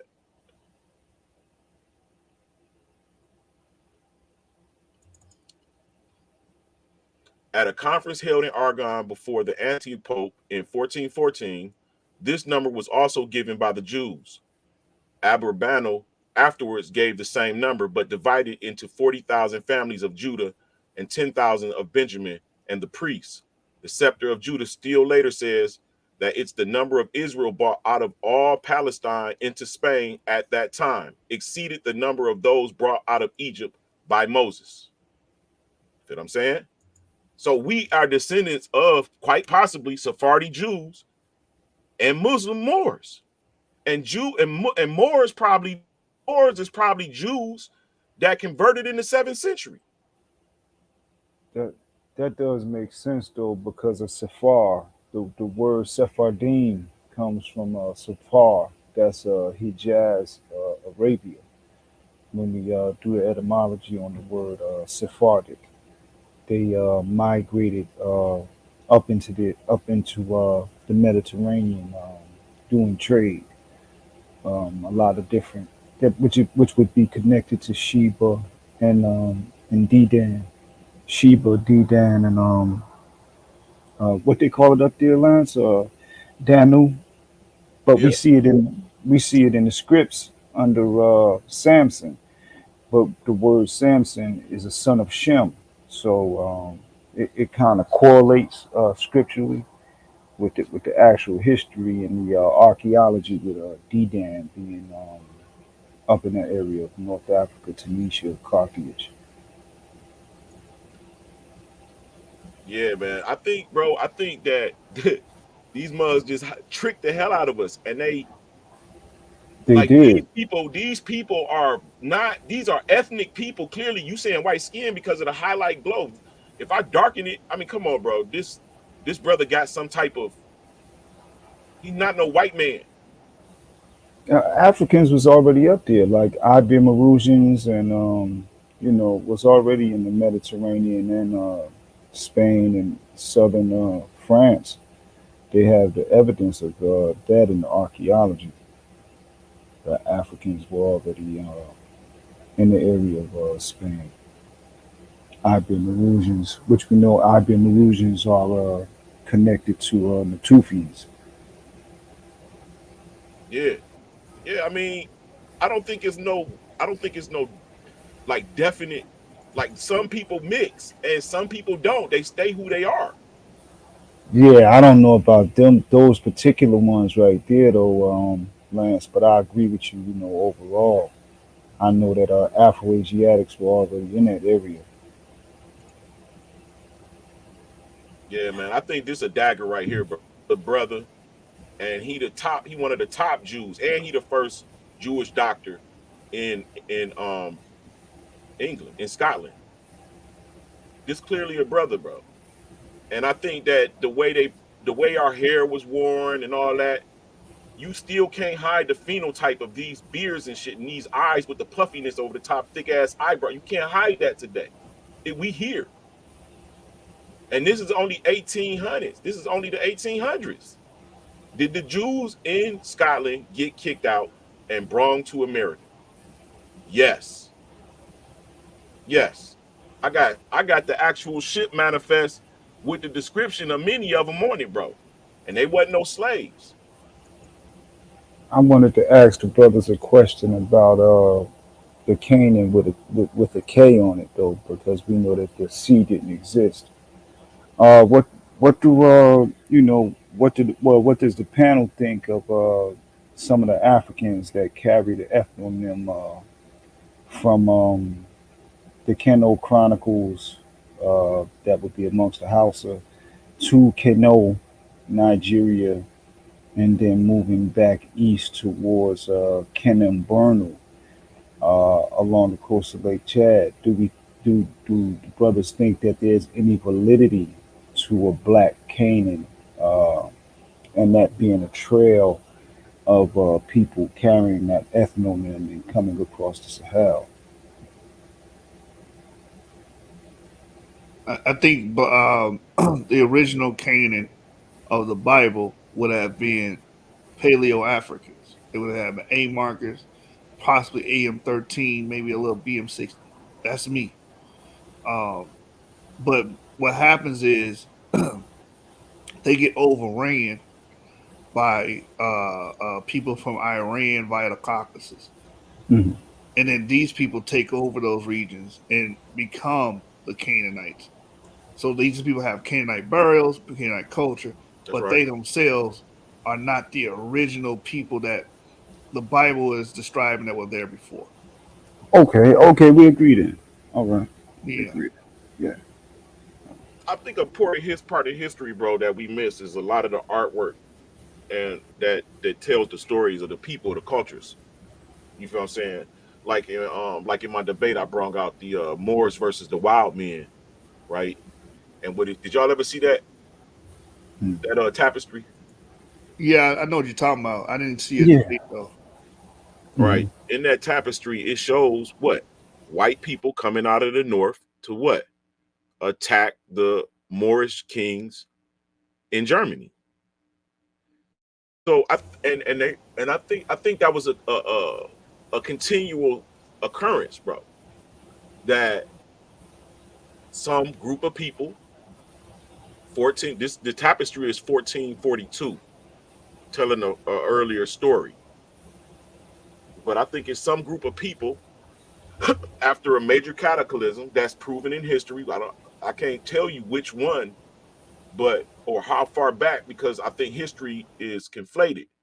Like they'll dig something up out of the ground and say it's from this time period or that time period. But in reality, in order to go back in history, all you got to do is dig further down. And you will find that it's buildings intact, whole cities intact, bro. And whole, like, it seemed like it was encapsulated. We call them caves and underground caverns and all of those underground cities. I know y'all familiar with it. Somebody built those for a reason. They didn't just build them to be underground away from the sun. Quite possibly they were down there for a long period of time, developed blue eyes from lack of melanin from the sun, or lack of vitamin D from the sun. You know what I'm saying? Develop bone deformalities and stuff because of the lack of vitamin D that is synthesized from the lack of calcium synthesized from the vitamin D. So these blue eyes and this red hair and these different phenotypes could be from survivors of an old age. And we just not putting it together, bro, because it's just sound too outlandish. But you have to consider it if you want to find the truth. It can't be no whole planet is a melanated people. It correlates with the sun. I mean, you cursed if your skin don't correlate with the sun properly, bro. That's a curse. Oh, we're not gonna use that language. Nobody's cursed if they skin don't correlate. Bro, I'm talking about scientifics. I'm not talking look at my mom, bro. My mom light skinned in me. Yeah, but that don't mean you curse, brother. Curse means someone put a curse on you. Okay, not like that, bro, but you're You know, I gotta stop you right there, Lance. The reason why I'm saying that is because if someone got on this panel and said that black people are cursed because they're black, you would get upset. No, I got it. I got what you said. I got it. All right. Okay. Yeah, I totally get it. I get what you're saying. All I'm doing is saying natural things it's not hard. It's pressure for natural things to exist on Earth. Ain't no ailment for eating certain foods that should be naturally intake for you to survive. It should, you feel what I'm saying? Like certain people or certain instances or occurrences probably not like I said, the underground caverns in the long period and all that, man, could have changed some people's genetic position for a moment. And quick question, bro. From the conversation that we had the other night, could I show the source on Akhenaten being a R1B? Because a brother did a video today and he was basically calling me a liar. This guy, his name is Keita, the peer review guy or something like that. And he actually What's his YouTube? We'll watch it. What he said? he Got was, R1B? he was tripping. He was using old sources though. He was using some 2013 studies. I got the up to date joints from 2020. And he was basically going in saying that, whoever said it, but I assumed he was talking about myself because we had just had the conversation.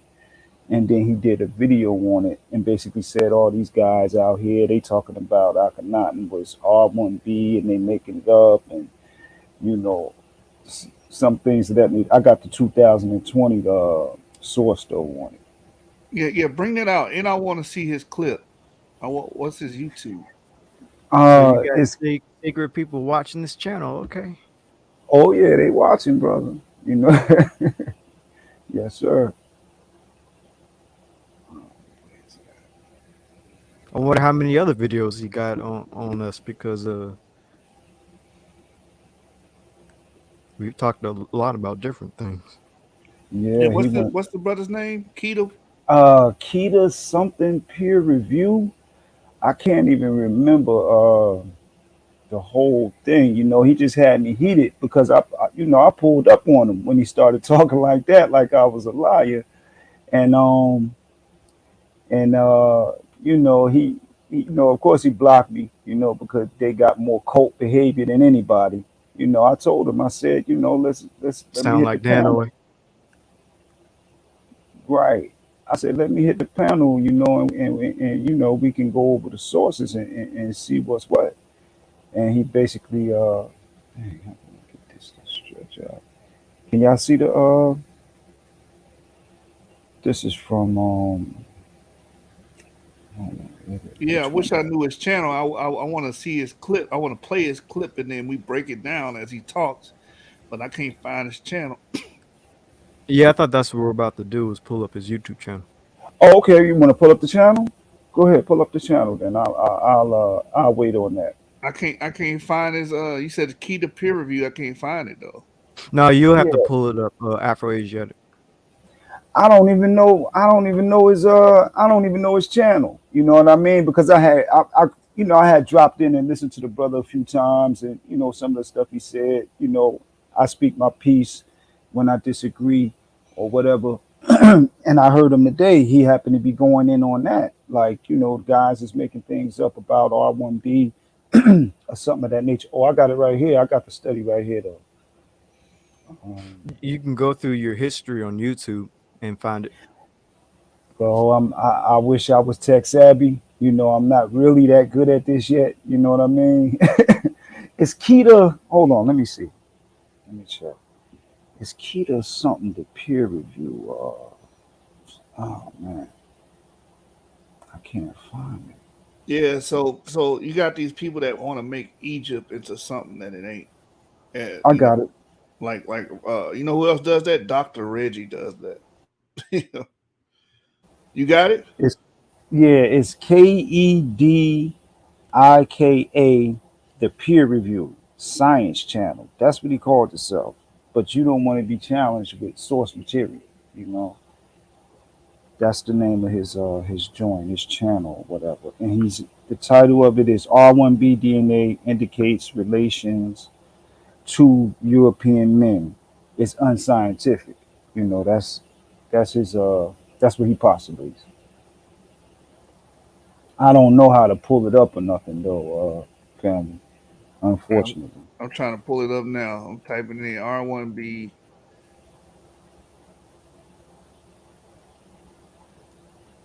Yeah, man, this is garbage. I can't. Hold on. Let me. You said it was uploaded today. Yeah, well it was up earlier.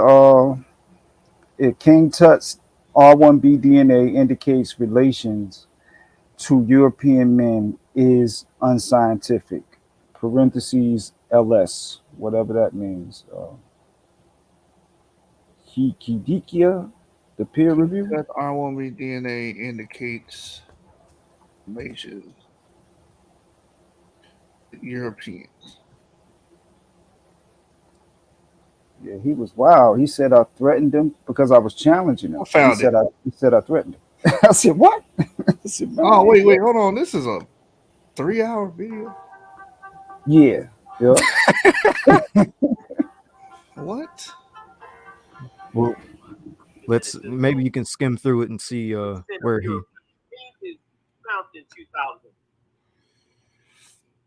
Yeah, he is using old sources. 2011.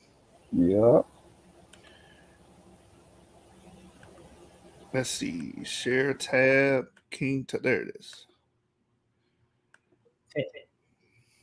That was in 2000, published in 2010. The data I was going by was published in 2018. It was more up to date genetic data. So we're going to look at all of that stuff today.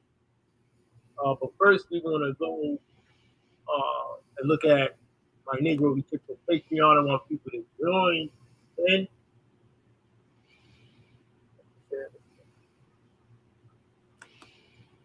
By the experts. As you see, this panel is a morning panel on a digital campus, and Dr. Omeli Oga and Professor Agbo Ugowanyi, the president, Fati's work get accepted of scientifically reestablishing Negro Egyptian, and et cetera, et cetera. We would tell Live Science and send them our paper, journal article from Ghana Journal of Linguistics, being that we are the first in history to actually do this type of scientific breakthrough in a major linguistic journal. This is warrants publishing. This sounds just like Ankh. All right. Unless they are biased. If they are biased, we'll find out. That's that DC accent. People get accepted. I will be sending it to all type of news outlets, Georgia news out. Sorry about that, yo.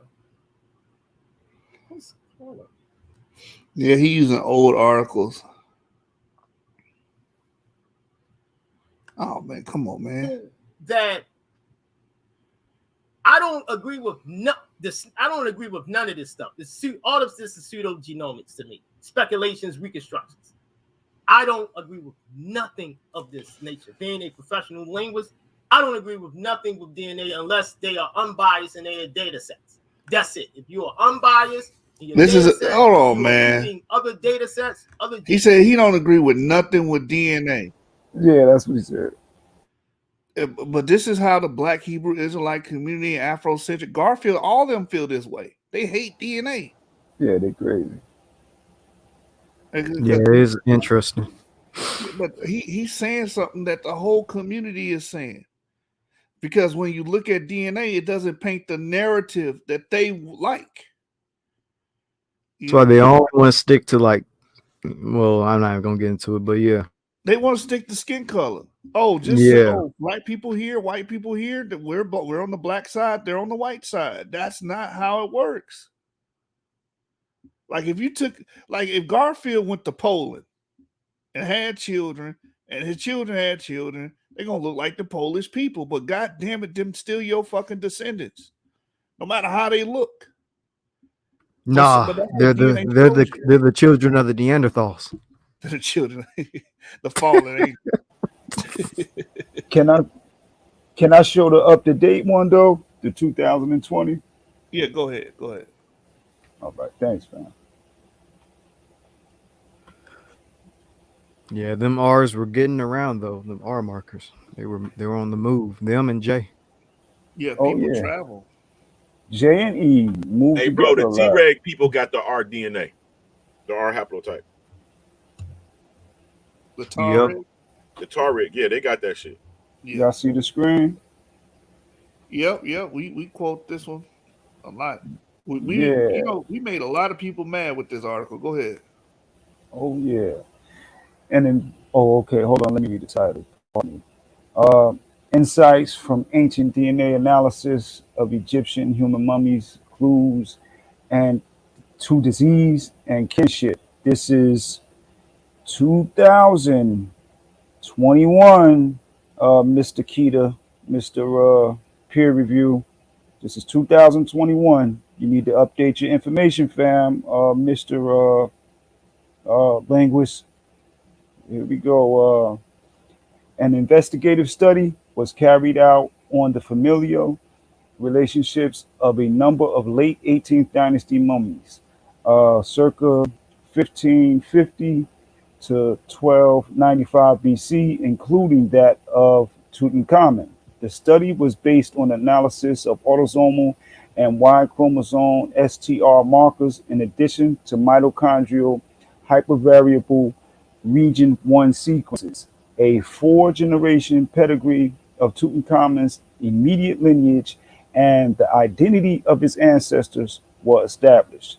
The royal male lineage was the Y chromosome R1b that was passed from the grandparent Amenhotep III to the father KB55 Akhenaten to the grandchild Tutankhamun. The maternal lineage, the mitochondrial haplogroup K, extended from the great grandmother Thuya to the grandmother KB35, elder lady Queen T, to yet a historically unidentified mother KB35, younger lady to Tutankhamun. So clearly, Mr. Linguist, you're working with outdated information, and clearly, this here scientific article demonstrates that indeed uh, Akhenaten, Tut, Amenhotep III were of the Afro-Asiatic or Eurasian R1b lineage, which I myself believe that it was an Afro-Eurasian lineage. And, apparently this article supports that thesis, fam. So this is 2021 because he kept harping on he deals with the most updated and current information. Well, brother, you need to stick to linguistics. I don't think it's probably too much in linguistics myself, from what I've heard from you. But you're definitely off when it comes to genetics. But thanks, fam. That's and then the mitochondrial K, R1b. Yes, sir. And that's just a testimony that people travel, people migrate, they don't stay in one area. That's all that's showing you.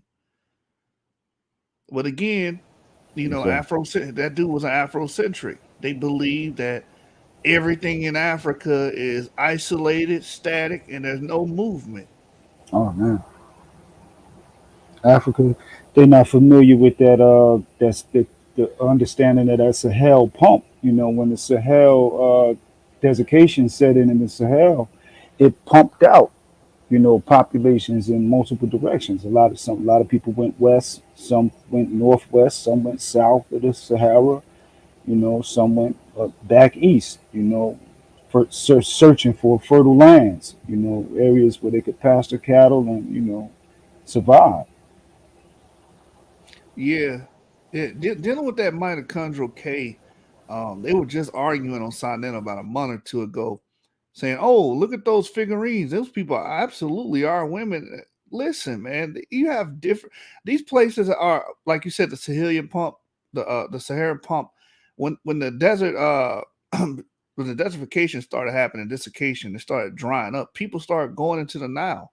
A lot of people went into the Nile. Then you had the refugium before that, where a lot of areas were too cold for humanity to survive and thrive, so they stayed close to the Mediterranean basin, the Levant in Arabia, Yes. and in like Egypt. That's So right. these places are a magnet for a lot of people. So when you have clowns like Shaka Amo saying we were the ones, they're not acknowledging that ancient Egypt was diverse. Let me show you the past so your future can look bright. Help you walk into the light, help you see yourself. I've heard them say that we wasn't even there. Baby, let me make it clear, we were the ones. If you pay attention to what I'm about to show, there's no doubt that you will know we were the ones. And I'ma show you Nefertari was, said she was black because that's the way that my name show you. Egypt was a black man, King Tut was a black man. Cause that's a Mention Nefertari and King Tut. Bro. What's up, Lance? What's up, Lance? Man. Yo, you scared the mess out of me when you first put that on. Hell, I got my bro. headphones in. I'm like, what the? I know he ain't singing that song and that get up he be wearing with that big ass ponytail at the top of the ball side. I know he ain't singing that shit looking like that, bro. Yeah, man. Hey man, you ever read the what do you think about the historian Berosus? You ever heard of him? Berosus. Why that sound familiar? Greek historian or whatever. He really Oh, Berosus, D-Red be talking about him. He talked about Exodus or something like that, or Moses. yeah, he talked about everything. He actually you should read this book that he wrote called or that was translated called the Treaties and Travels of Noah into Europe. Treaties and Travels. What about it? Well, it basically tells how Noah, after the deluge had receded, he went and he set up camp there. Then he took other family members to different parts of the world that he was familiar with before the flood. Another book you should probably read is called The Chaldees, of Ireland. That kind of like connect. It's like affirmation. So Berosus is wrote well before, you know, this book, Chaldees of Ireland. And it's an affirmation of different, I don't know, I don't want to say Jews, because it was just like Noah just knew what to teach his people, and they had to, you know, to have peace. So he had instructed them on how to live, but when he would drop them off, so everybody was on one accord for a long period of time, you know, according to the book. But you can get the PDF file on there, man. It got some big claims, but we have to consider the writer and the time and how history has been, you know what I'm saying, tampered with and not properly recorded. And so I just put it in my sticky pad of my mind that when I hear different information and I hear people say, you know, well, we were travelers, and, you know, maybe it worked in reverse. Maybe these people were already in these lands long before, you know, and we just considering a migration. Like I found out with the Sephardi Jews went back to the lands that their relatives were already at, that had been there for hundreds of years. So maybe, you know, this is what's happening throughout all people, not just one people, but all people. And quite possibly, like you mentioned, like you know, why do people travel, or why do people migrate? And like I said, bro, I don't like to beat a dead horse. You heard me say it plenty of times, bro. I think after Malachi, God destroyed the earth like he said he was going to do. And then it was in shambles. No history was being recorded for that time period after Malachi. You said after Malachi, Lance? After Malachi.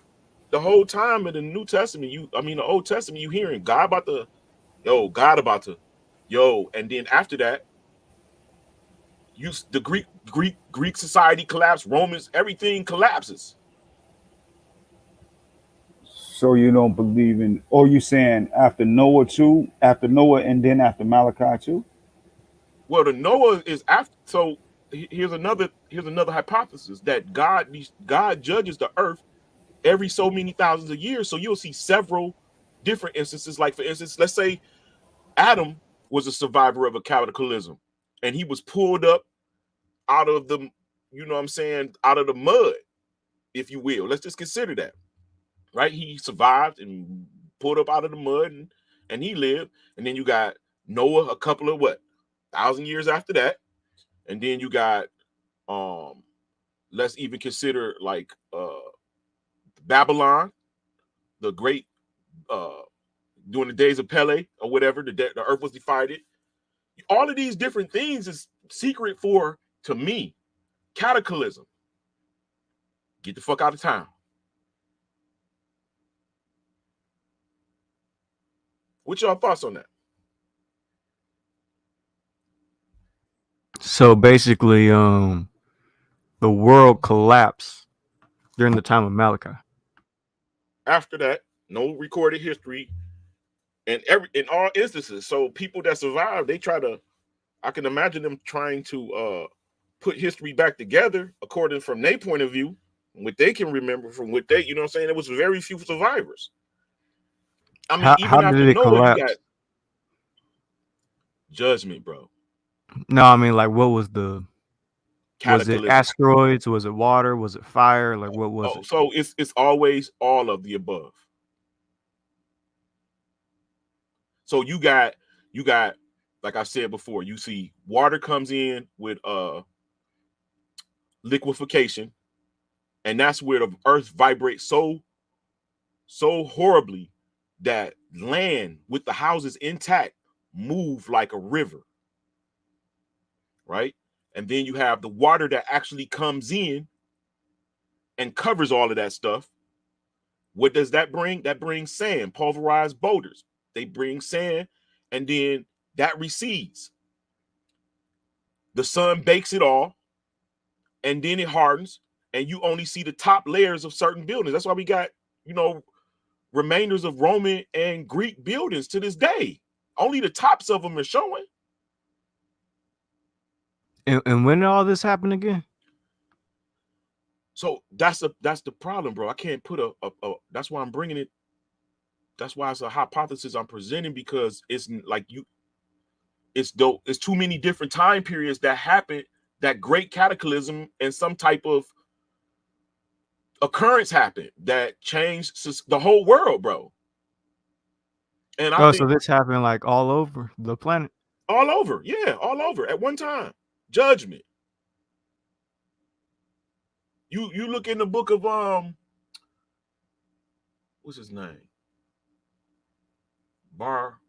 No, it's a apocrypha book, but it's stand by itself. Second Baruch, and it tells of a totally different cataclysm of a time before him. And you talking about something bigger than Younger Dryas, Glacier Maximum. Yeah, those is just outcomes things of what happened in that period. Like they're not like, come on, bro. How you got whole pyramids and palm trees and animals that supposed to be in the tropics in Alaska?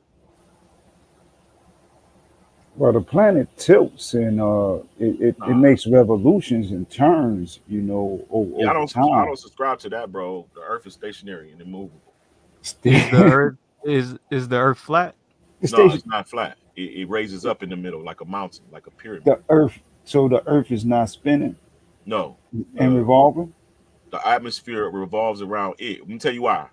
Because it's my position and understanding from my studies is that the Earth is a electromagnetic generator.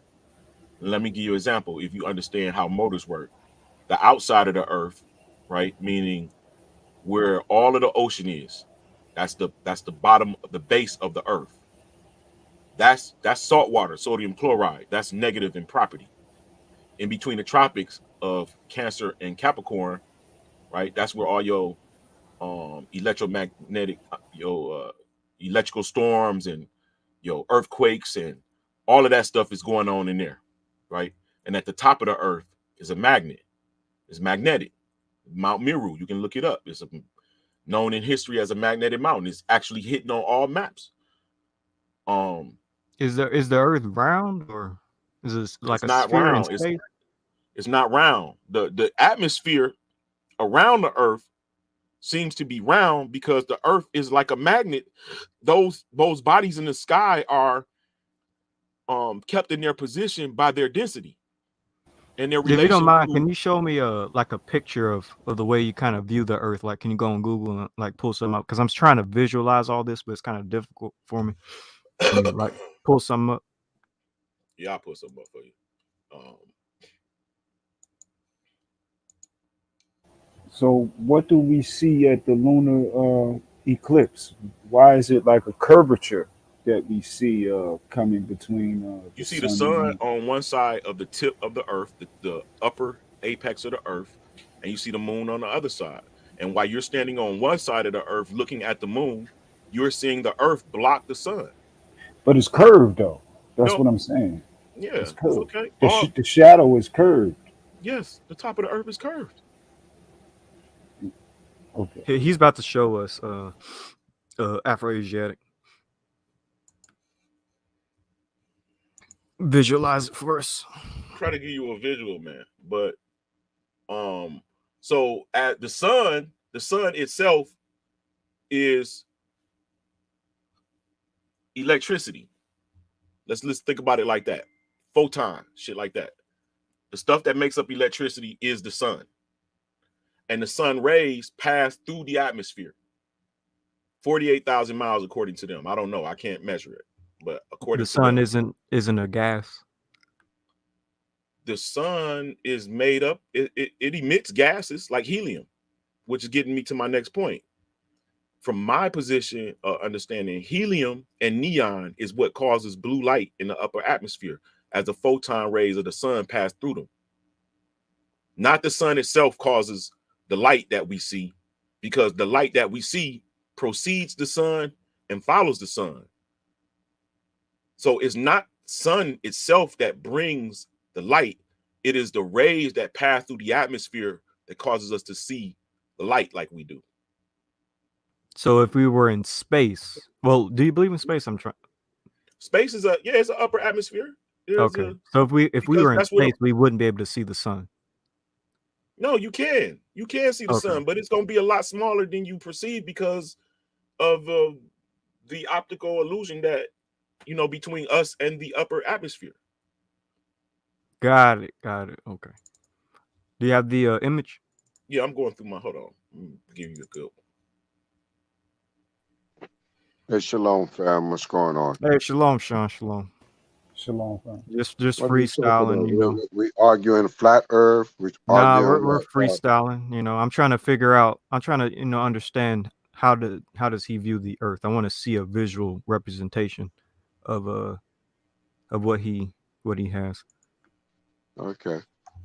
Is there all right, I'm gonna fall back and just listen for a minute.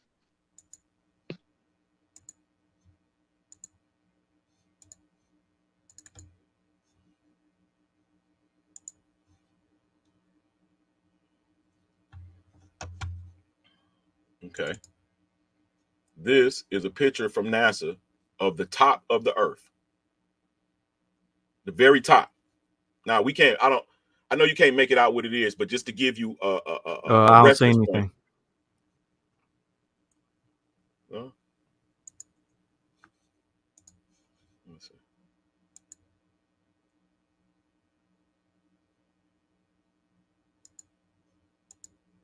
Is he sharing the screen to shoot? Oh, you got to be on. You got to see it on YouTube, ain't it? Well, I don't know. Hold on.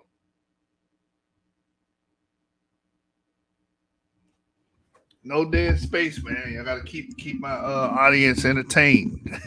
No dead space, fellas. Yeah. So is he sharing his screen to shoot or? Yeah. Or what? Yeah, it should be sharing. Okay. Yeah, so. Yeah. So I'm let me still see trying what. to find out what the argument is. Oh, we're just trying to see how he views the Earth. I kind of want to see a Under what visual. context? Under what context? What's his argument before he even gives Can up you see this? his view of the Earth? What's his argument? What's the argumentation? What do y'all? It's no what's your argument. We were actually going through you know, how I believe that after Malachi there was a destruction and some type of trying to recalibrate of the people. A lot of history that we get is broken up because of that.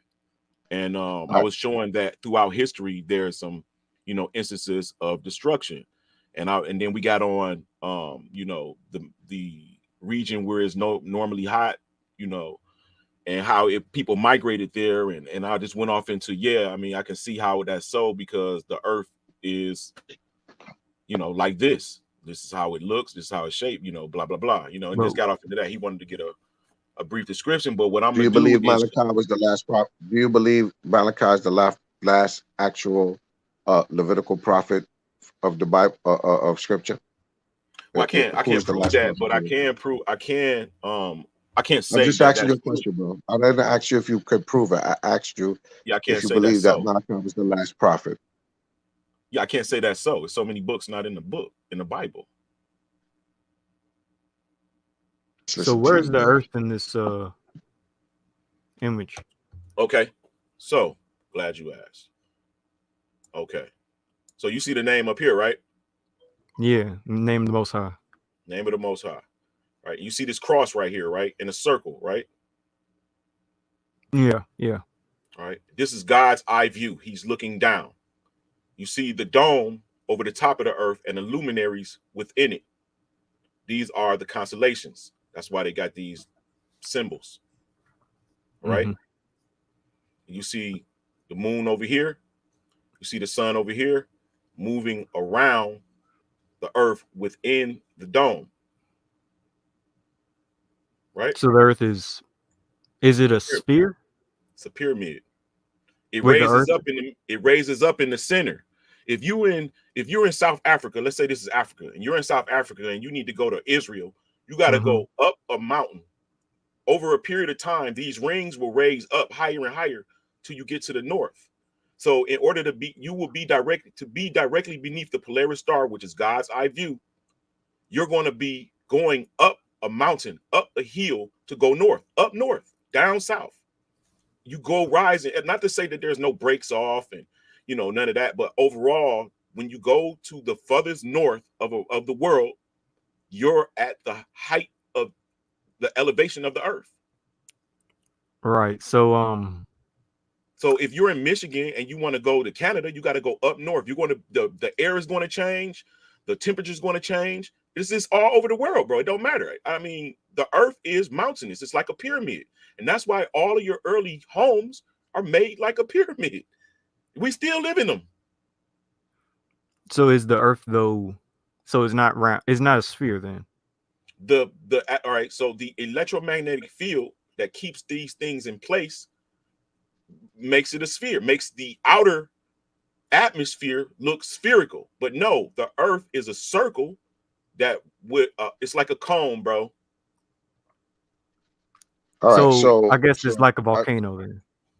Okay, there you go. You can say that too. You can say whatever make you feel better, but I know the esoteric meaning of the pyramid, of all of these different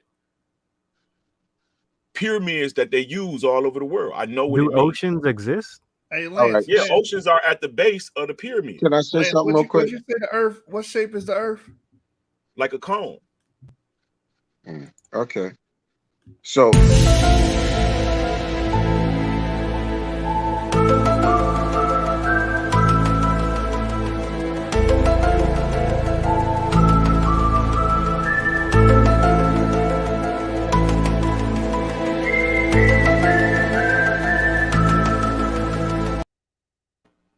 does anybody know the difference between a sphere and a circle? Yeah. Elementary. Yes. This is A an elementary sphere question. a sphere is like a baseball. It's a round object that is All right, well, we're 3D. talking mathematically. I know you know. I'm just asking the Oh, question. okay. Does anybody know the difference between a sphere and a circle? Mathematically. Can you get a mathematical dimensions of a sphere and the mathematical dimensions of a circle? Circle is 360 degrees, but a sphere Okay, and what is a sphere? is 360 degrees at whatever, no matter what angle you look from. So what's the mathematical equation for that? Isn't that pi r squared?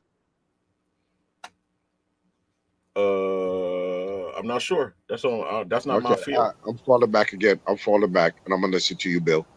Okay, here you go. I'm still curious. So Sketches of the Cosmos, Pattern of the Universe, Codex Sinaiticus, Gracious, 1196, 11th century, probably from Cappadocia. What is this? The Earth as a mountain with a dome over the top and the atmosphere within it. so technically it would be flat. It's just that the dirt part is going up into the sky. The center rises the center rises up in the center. It rises in the center, bro. Right. That's just a fact. You can't get around it. So how do oceans work? Like the Atlantic Ocean, the Pacific Ocean, the Indian Ocean? They're all that also rising all to the one top? water at the base. They're all one water at the base of said mountain. So how do rivers work? Because rivers flow down, they don't flow up. Because So how does a river? water comes from the top as well. It's a cycle. You got water at the bottom. It heats up. It goes up to the top. It cools down. It drops back down again. Here, Okay, I'm not gonna so play with y'all. Here's NASA. Here's an International Space Station. I took it right off of YouTube. You can see this is NASA's. They're telling you what the Earth is shaped like with the ice around it. This right here, this over here is the other side of this. What is that? An oblate sphere. right. So which direction does the Nile River flow though?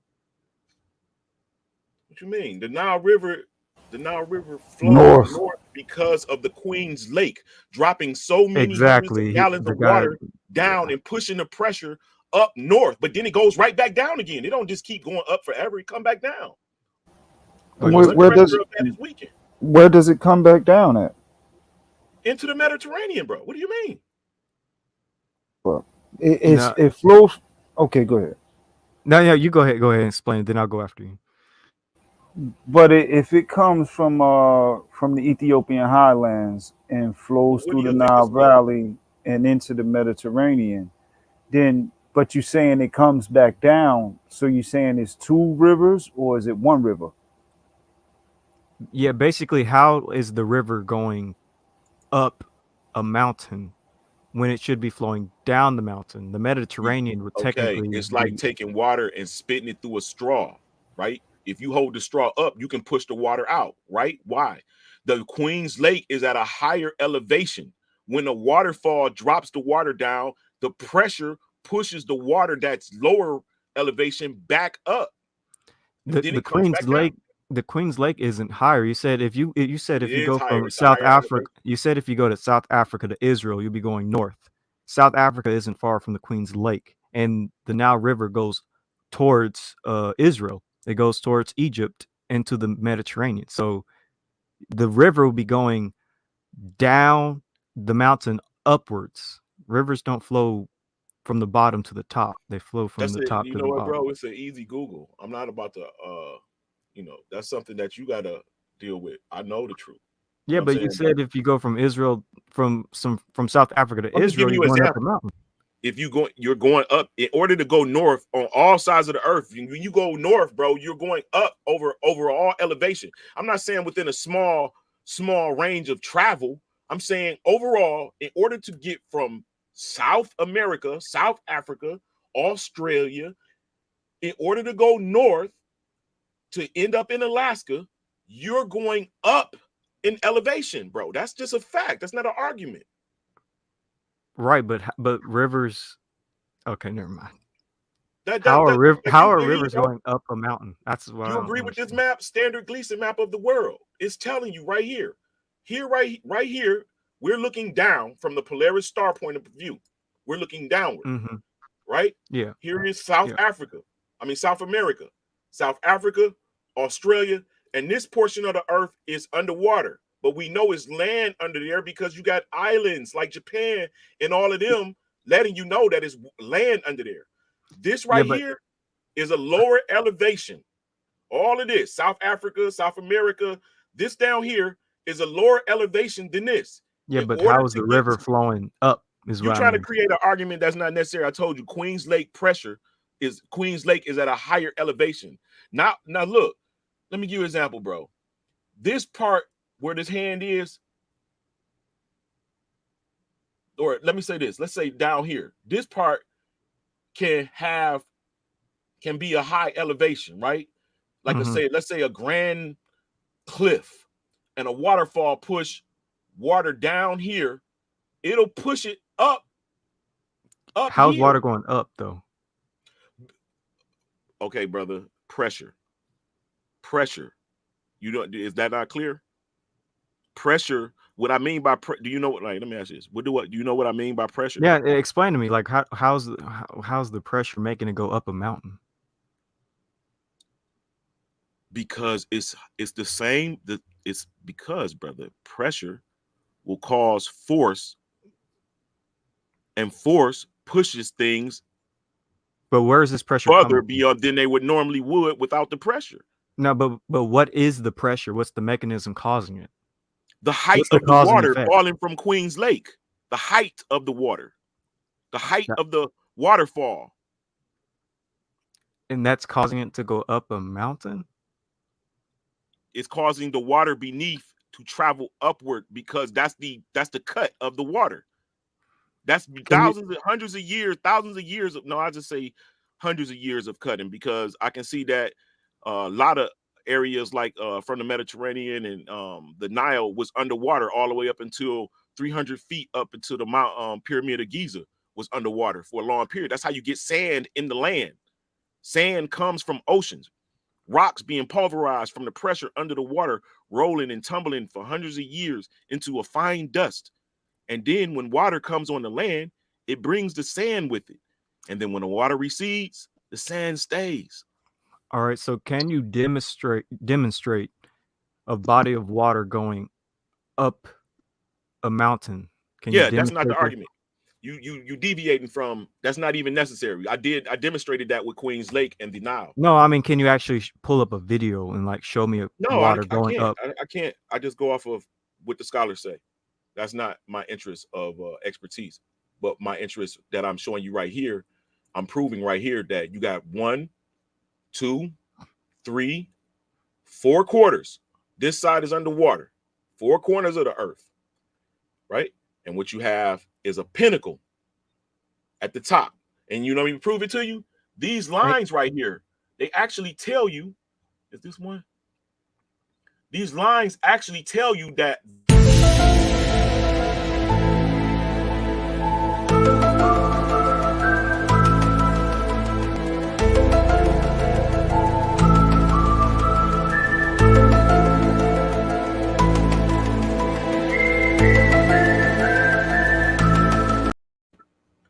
all right, now watch this. Let me prove it. You see these median lines? These lines right here that converge at the top, it converges. These median lines start at the top, moving downward, and they spread. This is the way, the artist's way of telling you that it's converging at the top. It's a pinnacle. It's a pinnacle, bro. It raises up. Is it frozen up there? Is it ice? You can't answer that, and I can't, bro. No, I'm asking you. Can I ask him a few questions? Yeah, go ahead. Hold on, let me do this first, real quick, so y'all don't think I'm full. Can you read that? All right, let me see. You see this sun right here? Right, this is an example of how the sun goes around this circular plane. So according to them, it says in July and December represents the sun positioning in his. Let me see. What is that? I can't read that on this one. I can't read that on this one. Go ahead, brother. I'm sorry. So there's no ice in the center right there. You can't answer that, bro. This ice all around the earth. That's why when you go south, no matter where you at, if you're in South America, you go south, you're going to run into ice. If you're in South Africa, you go south, you're going to run into ice. If you're in Australia, you go south, you're going to run into ice. You're going to run into ice because we're surrounded by ice. I can't tell you. I can't tell you if it's ice up here, and you can't unless you've been up there yourself. So, okay. Hey, shalom to you brothers, man. What's up, Yashu? Hey, shalom, Gideon. It was good. Here's a map called. Hey, what's good, man? Hey, man. What's good, bro? Let me ask you this. Do you believe that water seeks its lowest level? Do I believe? Huh? Do water level off? No. Do water seeks its lowest level, the lowest level? Meaning, from what you observed, does water go low or does it go high? Because basically what you're saying is water doesn't seek its lowest level. Like when we're looking at the like Ethiopian highlands, where one of the branches of the Nile starts, you're saying we're not really looking at it coming from the mountain, but it's actually going up. So it's also an optical illusion in what you're saying. Like we're looking at something that's really not being demonstrated. You being told that's the basic of science. You're being told one thing but living another thing. You're being told one thing but living a whole nother thing. Let me show you an example. And look, just one more thing. So you were showing that picture, the one before it, and you were showing it as if that's a representation of the model. Is that correct? I don't know what I showed What you. that picture? Go back to that last one that The, you were showing. the The Gleason last map. slide or whatever. Right there. So you're saying that's the model of the world, but it's a pyramid though. I'm showing you. What I'm saying is, yes, this is the map that they Okay. use for the Earth. That is the So map that they use. But I'm saying your perspective is looking down on top of the map. But I'm showing you that they're showing you that right. these. No, that's fine. That's fine. But I'm saying that one is in total contradiction to the one you showed like 2 or 3 slides before that you said came from NASA. Which one? I don't know if you said you was on the NASA website or it's from, but you said NASA. You sourced it. You backed up NASA as its source in so many words. Okay. You talking about the right here? How is that a Yeah. contradiction? Those are 2 different models, huh? Son, you can't be that simple, bro. Don't be that petty, bro. I You mean, I see know it's what the I'm saying? aerial view. All right. Do The you last see one that is it's the aerial view, but still is go ahead. you really can't be that NASA's not going to show you what the Earth is made like. First, consider that this is a real-time ISS location traction. This is their shit, right? So NASA's not going to show you the whole truth, bro. But you have to consider this. You got here ice at the base of the Earth. You got water at the base and surrounding the land. We know that the water rolls like this: heats up, cools down, comes back down. So you got a constant flow of water there, right? But here is here's the issue. You see that this is South America. In order to go here, you got to go up in elevation, and that's clear. So water. Earlier, you said the water is at the base of the Earth. That looked like the water is the physical form of the Earth. Look like It's all the all over the continents. place. So let me add Look how you like the use continent. I mean, say, but one thing, like use common sometimes sense. Water it goes to its lowest part, right? That's what you said. That's how you open. that's right? what I asked you, and you didn't Right. really. So we know the water, we know that the land is not floating on top of the water. We know that the water is covering the land. How is that so when you can see, brother? literally see Africa, South America, North America? The Because water it's is not not covering covering. that part of the land, bro. It's not covering that part of the land. Oh, okay. So you're saying is a D is well, it's a core. That's No, what you're saying. he is actually right about that. All the continents aren't floating in the ocean; they are connected to Right. the Yeah. No, it's seafloor. all It's true. connected underneath. Yeah. Right. Yeah.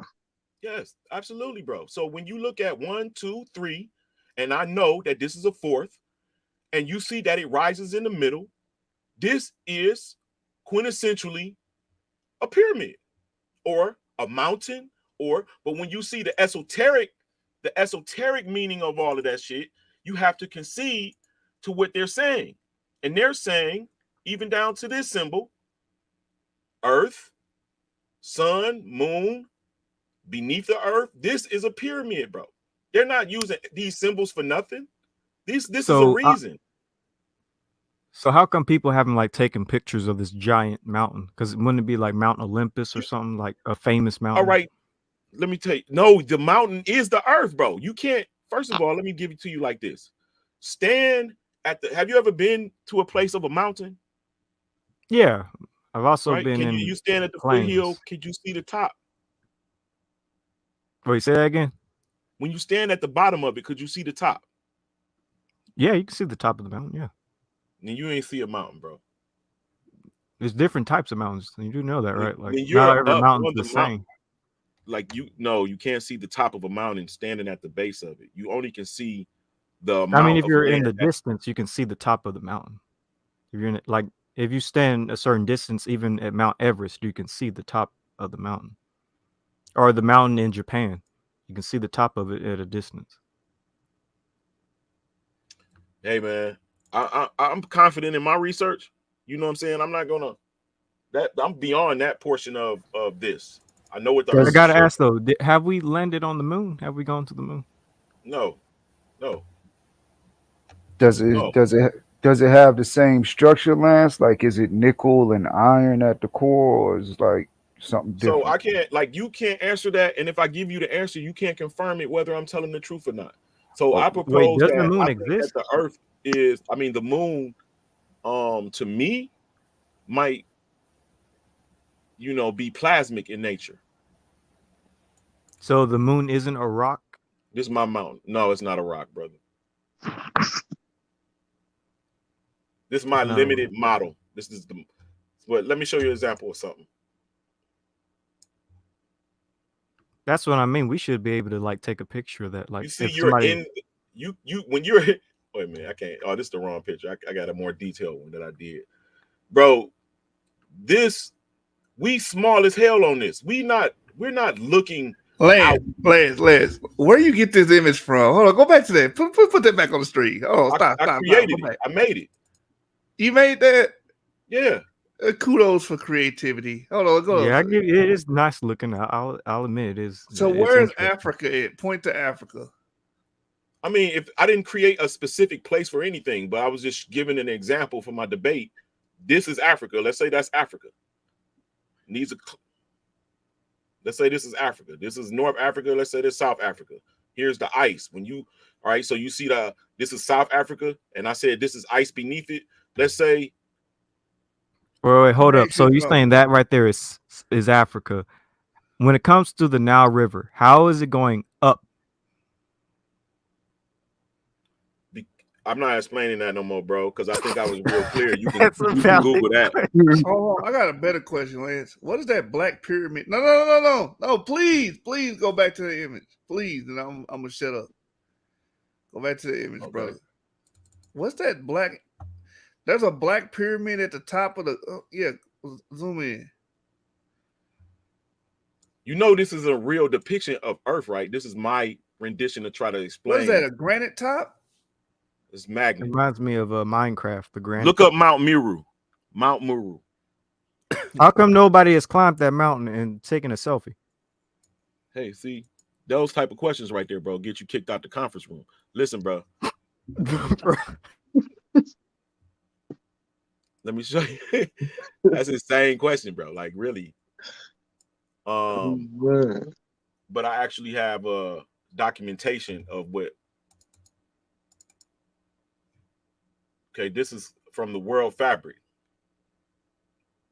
It says the following may serve as a general description of what we may call the chamber type, either square or round.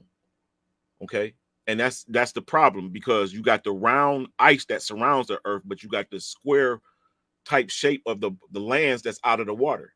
But listen, it says with a ceiling or a dome.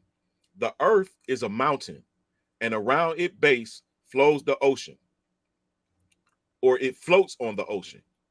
Beyond is a high range of mountains which form the walls of the enclosure, and on these is either laid the ceiling in one great slab, or it is a dome.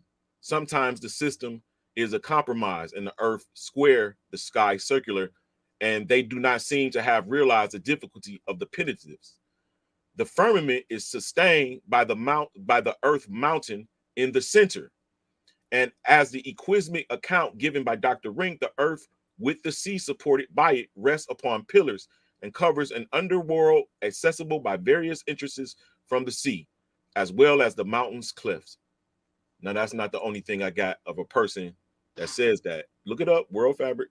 Lance, let me ask you this, because I'm about tangent. So, all right, let's just say that is true, because what you're speaking on, whoever is speaking on that topic really can't prove it. It's all about how convincing your position is when people is asking you questions. But my thing is this: why would they lie about it, and what would That's they what I profit? was going to ask too. Why Because you are they hide a lying? creator, bro. You hide an actual creator. How? You hide. We have Yahweh. We have Yah. Nah, man. We talking about somebody actually created this. Somebody actually You can believe in the creator that he made a round spherical earth. You can still believe that he did that without it being flat. No, that's against him. That goes against what he it's a point that he All right, let me show you this, bro. So anybody that believes in a round spherical Earth is basically blasphemous. They're untraveled and understudied. See, because if you've been to Australia, the down under or to Japan, your plane stays parallel to the ground. In order to get to there, according to the sphere, I've been in you a plane. eventually go under the earth to get there. Yeah, I've been in a plane. I've went to Europe. I've been to a couple of other places. I never seen any type of elevation like that. Like I So was going Yahweh said entire his ocean. promises Listen to be what I known said, to bro. all the earth, Lance. Yah said that's basically the most important thing he wants to be done. So you're saying that they're hiding the true shape of the earth because they're trying to hide Yah. So can you No, they're show trying to me hide it. where Yah is saying like you guys gotta know the earth look like Why would I show you that? That's not my argument. I didn't come to here say God said that you gotta. I didn't do that. That's you. No, you did. I ain't which I just I asked you didn't mention why are God they saying you saying had to that? do anything. I asked you why are they saying that? And you said because they hiding what you A said? creator All right. So hiding. you introduce Yah. You believe in Yah? No. You are I don't Hebrew, know. right? Or are you like something else? Yeah, I'm a Like Hebrew. Muslim. Okay. No, I'm a Hebrew, but I'm not like a Israelite doctrine follower. Right. I know who I am. I know my blood genetic. I know who I am. And I don't mean to say genetic, but I know who my people come from. So looking at the way you kind of made the earth, can you go back to your image because it's really well done the one that you made? Yeah. So my basic question is this: when the So scriptures look, say, consider this. You see this right here? This is yeah, a smaller rendition of what I made. But look up here. yeah, can you go back to the other one though because it's a little bit more detailed? I like to look at that one. That one's better, not as It's blurry. only it's not detailed, bro. It's only a rendition, an example. Right, of what I'm right. I trying feel to say. you. But my question is this: when the scriptures say in Genesis chapter 6, 7, 8, and 9 that the Most High flooded the entire planet, how is the planet flooded if it has elevation like that? Because it has a dome over it. And when he floods it, the water raises up. Why doesn't it spill over into the space or the void or whatever? Am I not clear? It has a dome over it. It has a dome over it that's made of crystal or some type of. So that means the moon was also underwater too? No, it didn't reach the height of the sun and the moon. Yeah, but the water would have to go above that black pyramid at the top. You can't use this as an example, brother. How old are you, man? I don't think that's really relevant. But, you can't. You add the questions, the line of questioning, like you're not using simple logic. You can't use my example. I'm just wondering how does Noah's flood work? I just want to know how does the flood story work? It flooded the whole planet, but the planet is a pyramid. Let's say, all right, the ground is a mountain. Let's say that. Let's make you feel more comfortable. The ground is a mountain. Okay, society, life begins up here. Humans spread out and move downward. But this right here is the dome. If I open a hole and pour water in it, will water come out? Whether it's a fucking a stick, a mountain, a building, will the water come out? It's going to hit the top part first. Okay, bro. So we know he opened the windows of heaven. Those was open. Yeah, but it also says the fountains. It also says the fountains of the deep broke open. Yes, so how the fountains of the deep as well, bro. You want me to draw that part for you so you can understand that too? Yeah, let me see that. I showed you here. I showed you here. You see, as above, so below. You see the God world up here, and this down here. This is all dualism. Who drew that, Lance? Who's the artist? This is an alchemist. This is on auction. This book was on auction for $2,000 something, bro. I only can take the pictures from the auction panel. But so I remember you saying that you can Google lens this and find out about the book. It's an alchemist book, and this is like it got all this type of shit in here. All I'm saying, Lance, with a spherical world or with a world where people say it's flat, but it's not a pyramid, the law of gravity can still exist in both of those models. Why are And you telling me we didn't have an argument about gravity? in your model, gravity doesn't exist because that's why I asked you, do you believe that water searches for the lowest point? All That's right, let that's me help you out, gravity. bro. I understand what you're saying now. Now let me help Right. you out. I explained earlier, right, based from my studies, that the Earth is not using gravity. It's using electromagnetism. You understand? So when you see the electromagnetic field of a hydrogen atom, right? It's the same way, it's the same thing as looking at what they say the Earth do right here. Or that wasn't a good depiction. Hold on, let me look for my this it. No, that's not it. It's a so it's it generates electromagnetism, bro. And that's what's keeping all things to the Earth. Even the so-called planets, they're not so-called solid planets that you can go to. They're gases that's at a certain density, and because of the electromagnetic field of the Earth, I know you know about that, it keeps them at their distances. So, quick question, Lance. What forces would make the Earth form as the shape that you're saying right there versus a sphere? If it forms around some type of core, like how did it form the object that you're talking about? What made it take that particular shape? Well, if you look at let's say a big ass.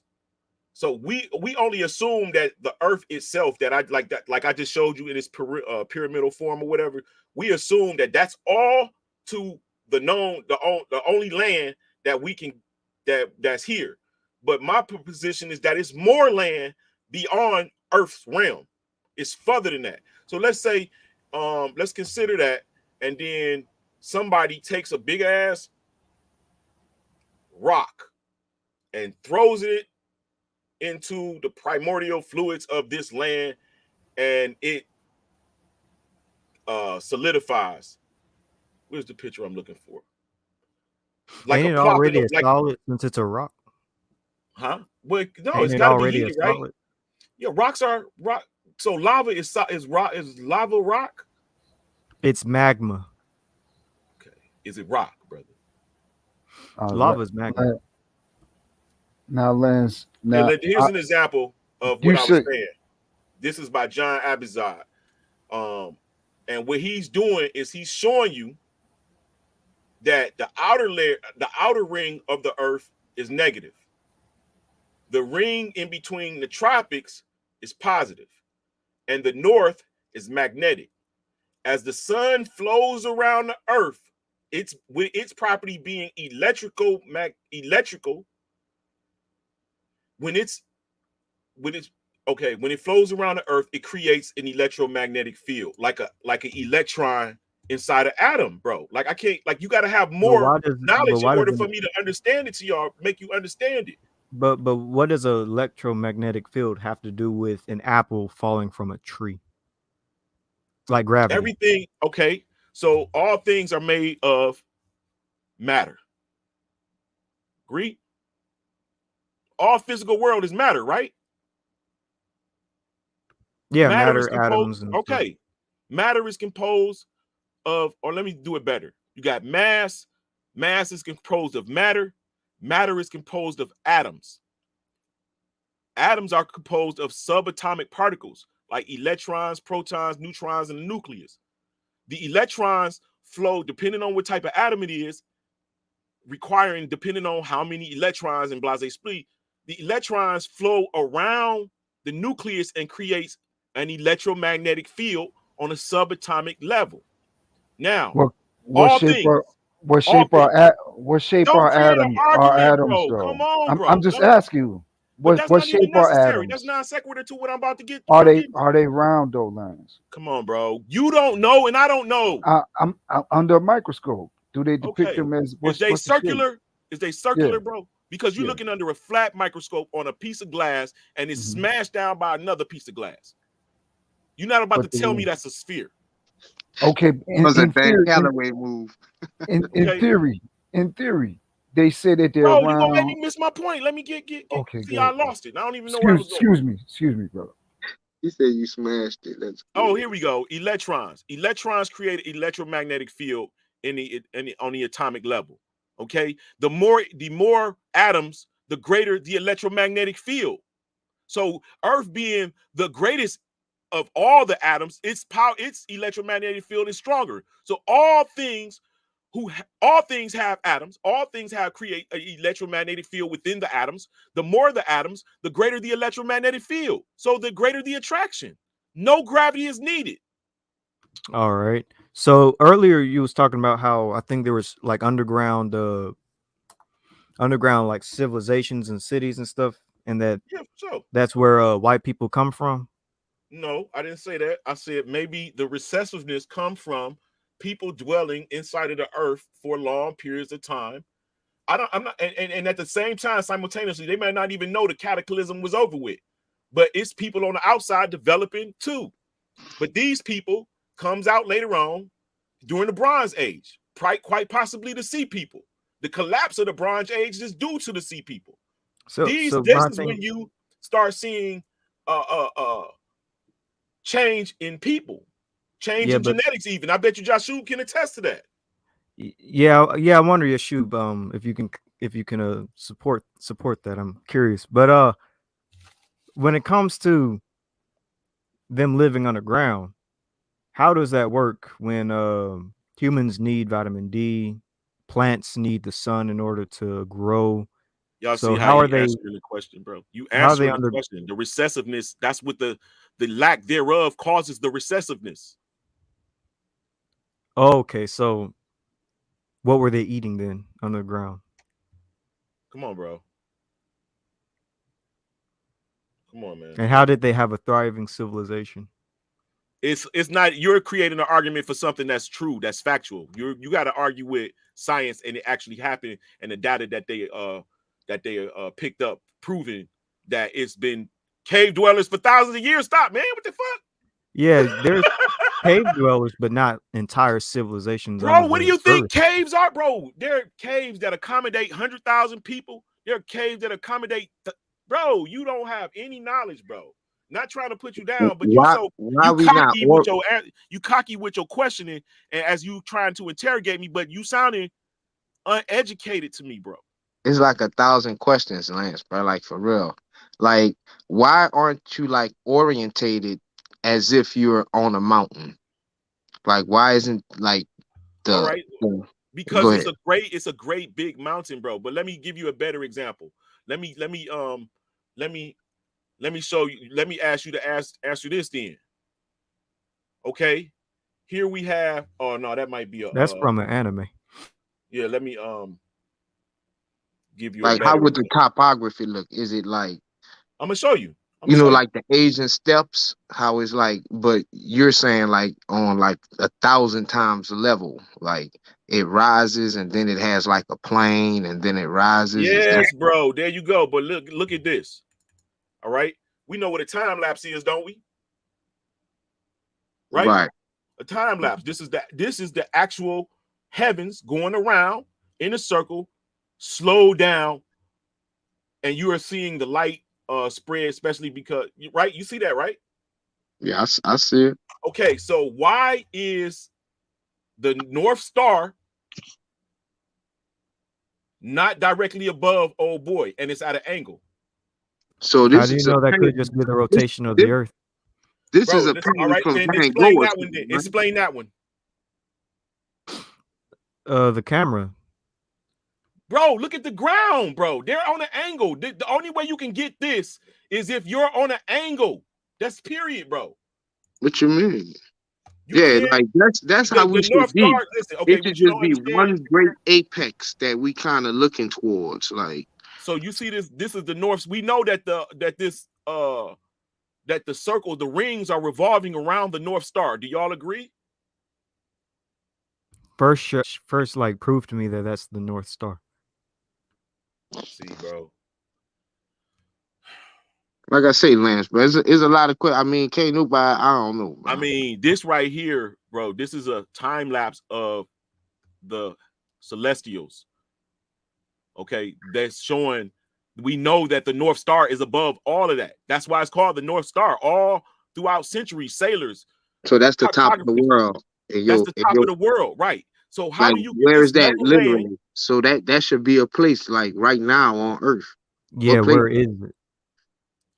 Bro, this is above that. The most important thing is how you get this level land, and the North Star You is. would think the most important thing is to like physically locate the place. Yeah, is it near Europe? Is it near Africa? Like, where is this point? Is it near Mexico? Like, where is it?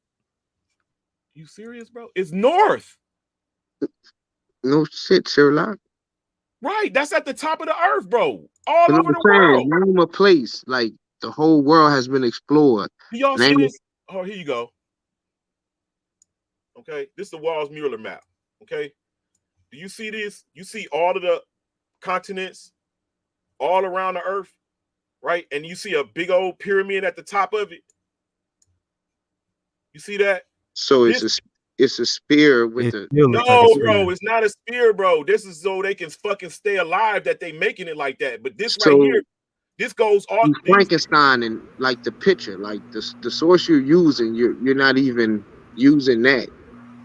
Wait, What I'm saying is, bro, that they can't. This is during the time of Christian taking over. Okay, Christianity I brings. just asked you to show me the place in real life. Where was this at? And you bringing me to a medieval map, bro. Come on, You can't listen, bro. The top of the earth is like it's a sky, nigga. What do you mean? It's a pyramid. All right, let me Yeah, ask it's a you. pyramid. It's a map right here, bro. Which No, way is I'm north? asking because the map you just took off the screen, right? That you said they living in that so that they can stay alive. So I'm trying to understand what you mean by that. That's what you said. No, bro. I'm saying that this is a covert way of showing that the earth is a pyramid. We know nothing is underneath the earth. Oh, it's a covert way of saying that the earth is a pyramid. You see all of the lands, bro, they all going towards the center, the top. All right, I tell you what. The tip of the pyramid is at the bottom or the top? Yeah, I know you playing. Tip mean top, don't it, nigga? Okay, so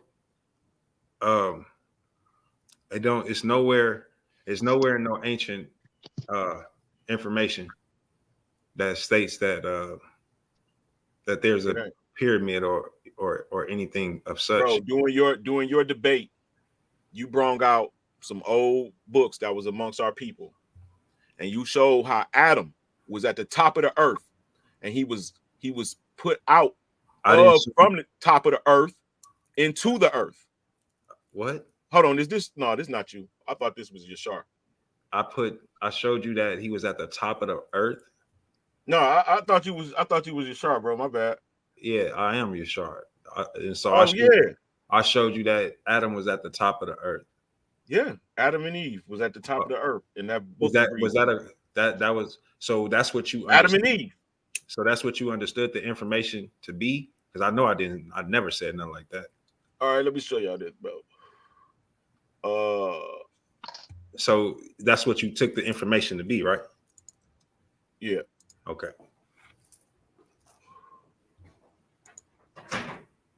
Let me do this, bro.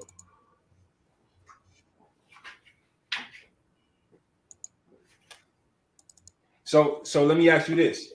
When the Most High say that he spread the clouds out like a curtain, how does that work in a pyramid structure? He said he laid the dome. He said listen to me clearly. Listen to me clearly, because I didn't say nothing about a dome. I know exactly what I said. So don't try and fix nothing about what I'm saying. I said, like he said, he laid the clouds out like a curtain. He didn't say nothing about no clouds. He said he laid the clouds out like a curtain. Okay.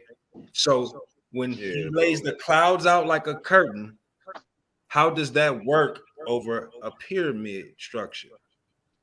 It didn't say he laid the clouds out like a curtain. He said he laid the heavens like a tent. No, he didn't. Pull a scripture and show me where he said a tent. Go. He said both of them. He said both of them. He stretches it out and he hangs it like a tent. He does say that, but that's not saying the world is a tent, Lance. Chill out, bro. I'm showing you. There's nothing. Y'all only arguing me, but you're not disproving me. What?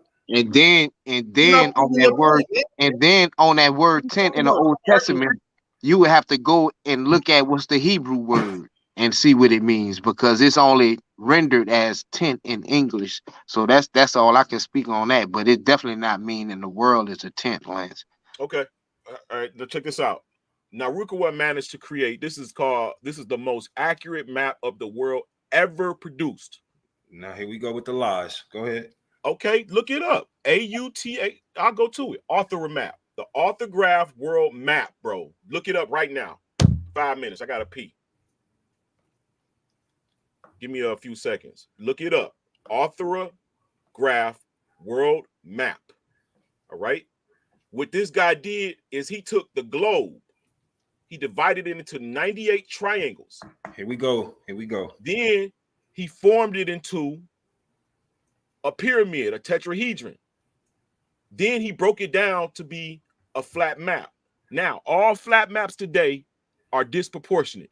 It's either going to warp the land or the water is going to be warped, which is not a true depiction of what it is. Okay?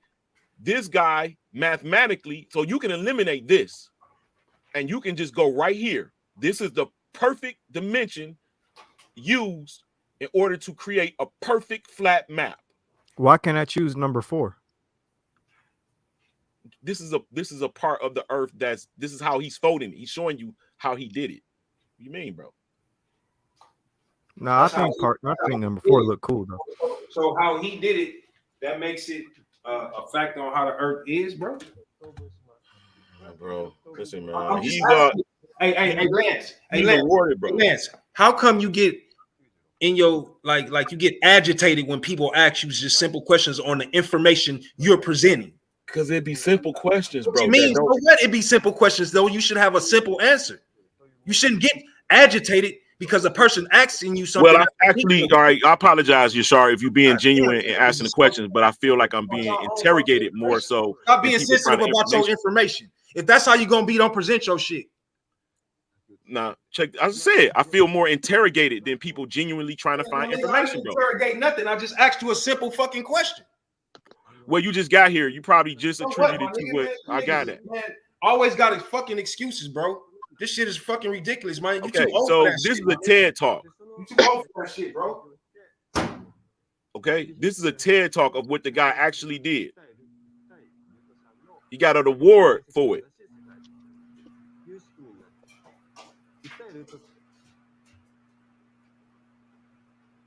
Let me mute out. Okay, hold on. So that's what he did. He took the globe map, he mathematically corrected it into a tetrahedron, and now you can get a perfect flat map without distorting the water or the land. You guys can read up on that. Okay. Well, I'm still kind of waiting for you to tell me why they lying like this. I mean, bro, that's the best I can give you is they just trying to hide God, the creation, an actual creation of where we at. I can't answer that question. You can't either, bro. Why are you asking me to be God and answer questions that God can only like answer? Like, for instance, Christmas. The reason why they lying about it, you could take something contemporary besides it being idol worship. That's the point where America makes its most money. Like they go into black just because of Christmas. So that's why they're purporting to lie. So we only can speculate. We only can speculate why they doing what they doing, bro. Because life can go on just without ever knowing what the shape of the earth is. Whatever the case is, they hid it.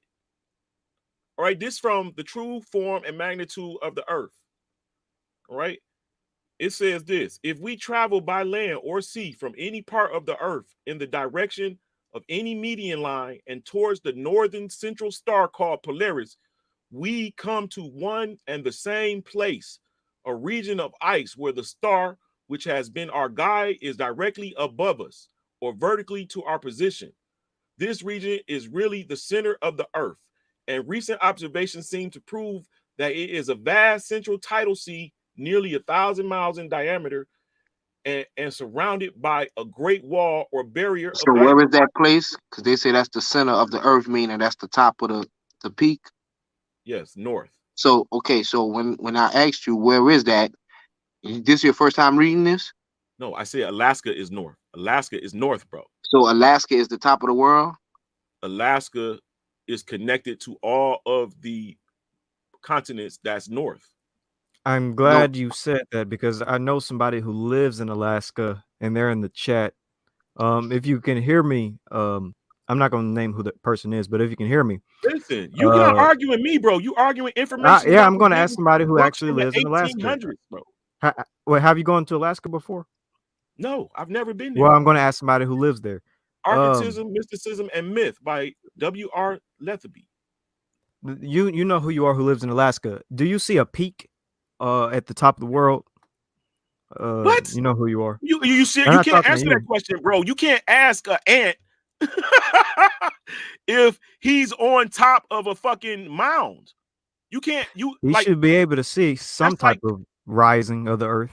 You do see it, bro. What do you mean? You see it. You just can't. Yeah, I'm asking the person in Alaska if he sees it. This is from Sketches of Cosmos, Pattern of the Universe, Codex Sinaiticus, Gracious, 1186. Here's another one from Cappadocia. Where's this? A mound earth with the sun and moon surrounding it, waters at the bottom, with a dome over the top, and God, supposedly God, above that. But that's not a pyramid, though, Lance. The person said, "I see mountains in the top of them, in the tops of them." And this person's in Alaska, by the way. No, that's not a pyramid, Lance. Do you know what a pyramid is? Hey, Yashu, can you share my screen really quick? Just really quick. Here you go, right here. If that's a this right here is another proof. If You that's can't see a pyramid of the earth. All the mounds So that they found in America, they would just call them pyramids, right? I just got a question. Do you see something wrong with this? Like, why do you think that this is off? Like, what do you see wrong with this? First of all, the sun is smaller than the earth. The sun's smaller than the earth? Okay. The sun is smaller than the earth. It's closer. Second of all, the earth, no one is on the bottom of the earth, bro. You can't fly to the bottom of the earth, bro, on a plane without gravity pulling your ass down to the bottom of the earth. What do you mean? If that's gravity, according to the... So now gravity works. There is no I'm saying, bro, like, hold on. can't This is what I'm none of saying. this, bro, According but- to the narrative, gravity is here. You're putting people at the bottom of the earth. When a plane flies there, they never tilt upside down, bro. But hold on. Why would they have to tilt? Lance, when you talk about direction, fam, when you talk about north, east, west, and south, that has nothing to do with up and down, bro. Right. North does have something to do with No, up it and don't. down. No, it don't. It does, bro. No, it There don't. is only a true east and No, west, and the south and the north is upward. No, all right. So I'm gonna just say it plain and simple. North Star, bro. What does the North Star mean? Nobody lives at the bottom of the earth. Okay, right. Nobody. Okay, bring up a globe Earth and show me Japan. Show me Australia. That's not the bottom of the earth, Lance. What, bro? Bring up Japan, bro. You don't get it. No planes have to fly parallel to the ground, right? To go to these places, they're beneath the earth globe, but beneath on the bottom of the ball. No plane is going upside down to get there, tilting at some tremendous rate. None of that shit is happening, bro. Well, hold on. Lance, spear model works way more better than your pyramid model. Because Paul Jones in the chat, the way that you're talking, you're emotional. So don't be so emotional because he's not going to listen.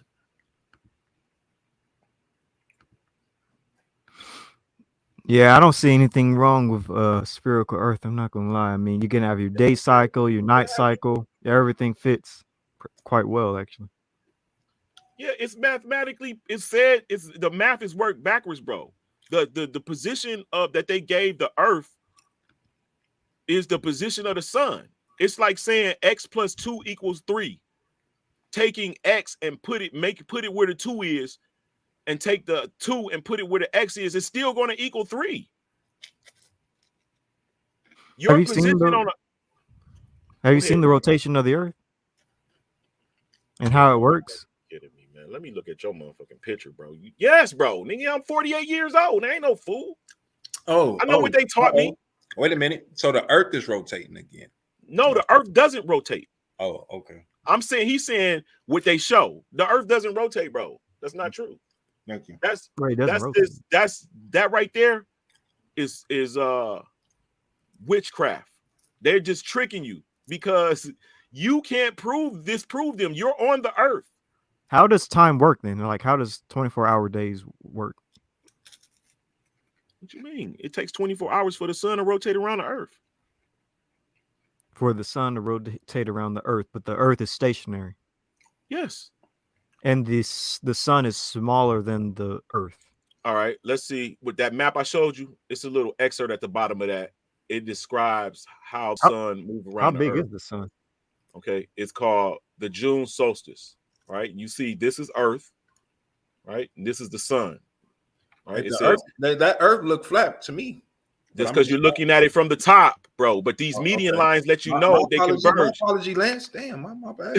the median. So they drawing in 2D, huh? These median lines are showing you the three-dimensional. They're raising up in the center. That's why they're converging. They're either going inward or upward. Lance be killing me. He go to primitive pictures to explain something real complex. Like I'll go to where before they conquered us, before it was a new government and they got rid of real information and started putting in other shit. But let's look at this. But your information still comes from medieval. Your information still comes from medieval Europeans. You're just getting information from their ancestors. Well, do your lack of understanding that medieval Europeans were mostly black, the rulers were black, then that's probably why you made that statement. No, a lot of them were white too. So why they didn't have that science in Africa? If they came from Africa and taught them that. Man, why am I God, bro? You be asking me questions that God can only answer, nigga. I don't know. But let's see what this says. It says the sun position in his respective months at noon. This shows sunlight inside the Arctic Circle for 24 hours. From June 21st, the sun moves around the tropics in a spiral circle, widening every day until it reaches the destiny of the southern outer Celestis, the 21st. So it takes 6 months to get from excuse me, y'all. From June to Capricorn, December.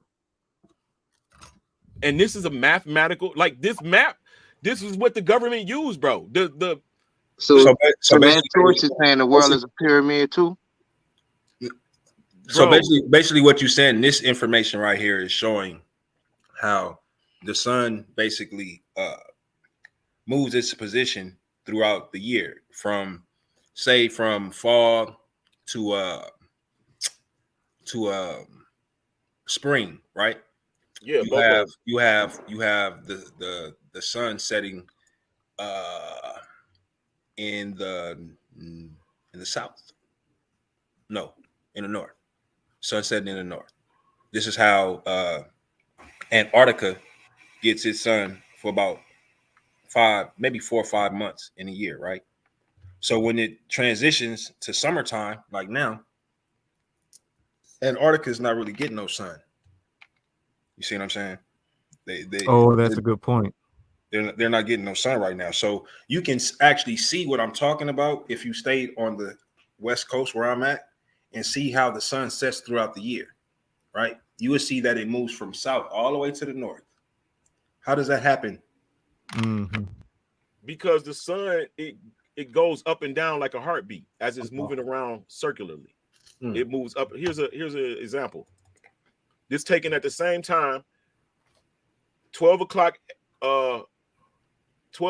p.m. every day for a whole year. And this is what the sun looks like as it makes its rotation around. So it's moving up and down, up and down, up and down as it goes around in a circle. Now, this guy could be he's literally, you could tell he's on an angle because the sun isn't moving around at the top like a circle. So he's on an angle of the pyramid, on a mound, or however y'all want to feel comfortable, dog. He's on an angle of a mound, taking a picture of the earth.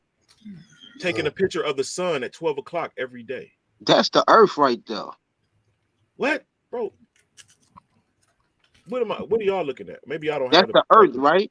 Maybe I didn't have my picture up. Now there go the sun right there. Oh, that's y'all. I'm not sharing. Not bad. I thought I was sharing. So the sun is going around the sphere. Yeah, the sun goes around the earth. Backing up what you saying. How? Let me show you. Let me share.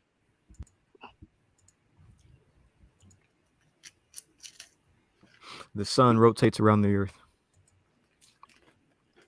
Okay. And that's why we have day and night cycles. Yes, absolutely. Let's look at this. December solstice. On December 21st, the sun, am I sharing? You still showing around earth, man. I'm waiting to see what you talking about. Y'all got to stop sharing, bro.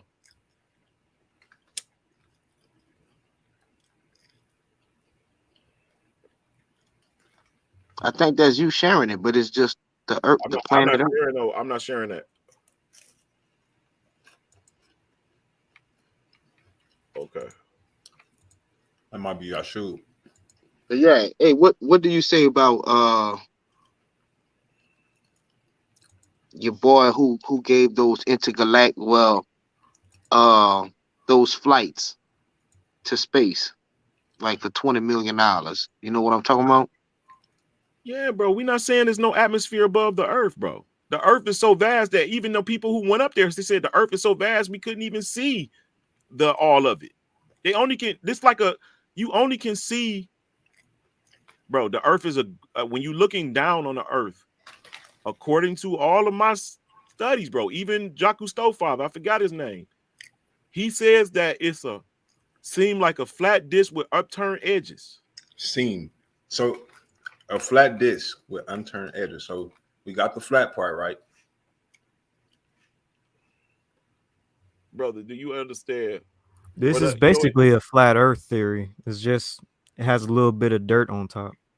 Yeah, and that totally makes it like illogical. Because you can have a flat earth, you know, because shit, 1 week I believe it's flat, one I think it's round. Like, because I don't much really study that. Like, but your model, Lance, it just doesn't hold. It can't hold up, but to really basically no argument. You crazy, bro. First of all, I think that personally you lack knowledge, and that's why there's a void in between your understanding what I'm showing you. All right. This right here, am I sharing? Yeah, you should. All right. All right. So you see, this is a pyramid that I made. It's a pyramid that I made, right? Mm-hmm. And this is a circle around that pyramid, right? When the sun is on this side and shines at the back end of the moon, you see a what? Eclipse, right? And then even on this side, if the sun is on this side of the pyramid or mound, the earth, and shines that way, the sun, the earth blocks the sun, and you see it reflect the darkness on the moon. I mean, that's this is not my writing. What's the principle of law that makes the sun melt the ice and go up? You asking me their principles, bro. This is from scratch, bro. This is you have to eliminate all they teach you just about, bro. Just about everything they teach you. So this is your personal theory. That's what I was about to say. I don't think it's my personal theory because I showed scholars that agreed. I showed 4 scholars that agreed. Wait, 4 scholars said that the earth is a pyramid? They're not going to tell you it's a pyramid. They said mountainous, or he says, yeah, the earth has mountains, yeah. No, like, hey, man. Lance, If you want to continue working at McDowell, son, lay off the drugs. Huh? So I'm in a medical Anyways. field, bro. What do you mean? So what you gotta Anyway. what we trying to understand, Lance, is how like how the natural things, right, that has never changed, things that man could never change even if they wanted to. Like for example, the rotation of the sun, the time of the day, right? Like with the theory that you come in with, it would be different times, bro. Like the way that you going about trying to explain this theory that you coming out with, bro, it just logically it's not making sense when you look at how time works. Like we talking about, really, because think about what I'm saying. You talking about at the as you get to the tip, right, the top of this pyramid structure, it becomes smaller, right? It becomes smaller. Okay. So now, what you're trying to tell me now is that the sun, right? I'm not telling you anything. The scholars are telling you. Well, you said this is your theory, and you just said some other ones agree. Because I read so much information, I can theorize now. I can personally theorize because of the amount of information that I acquired from different people. How does an eclipse You're the only work? one with an illustration of it, though, right? Don't you know that we all can theorize and give our own opinions, and you know what I'm saying? Well, come with your theory and prove it like I'm doing. I don't want to do that. Come with the facts and the truth. You guys are not disproving my theories, bro. How does an eclipse work? How does an eclipse work? I just showed you. When? I didn't show you. He said the sun goes behind the moon. Behind the sun. But everything's super close together, so how do you know that? You just said that the sun and the moon isn't way out in space like the way science says it is. I'm saying that the sun isn't 96 million miles away. And I'm saying that the moon isn't 232,000 miles away. Right, it's closer. It's far closer. It's inside of the dome, like the scripture says. Right. So how does an eclipse work, though? Do you see this? And how does a crescent moon work? Am I showing you? Am I showing you, bro? No, but how does like a crescent moon work as well? Like, if this sun right here, you see this right here? This one. Can you see my pad? Yeah, I can see it. Okay, this sun right here is higher.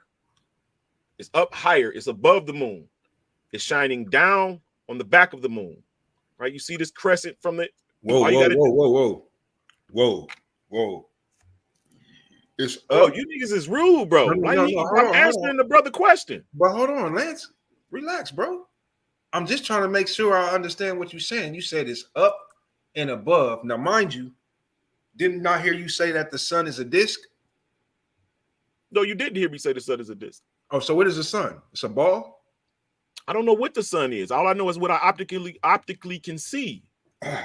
You don't know what the sun is, bro. So what I'm trying to we're looking up at the sun at all times. Right. So how do you know the sun how do you know the sun or the moon got a doggone back, bro?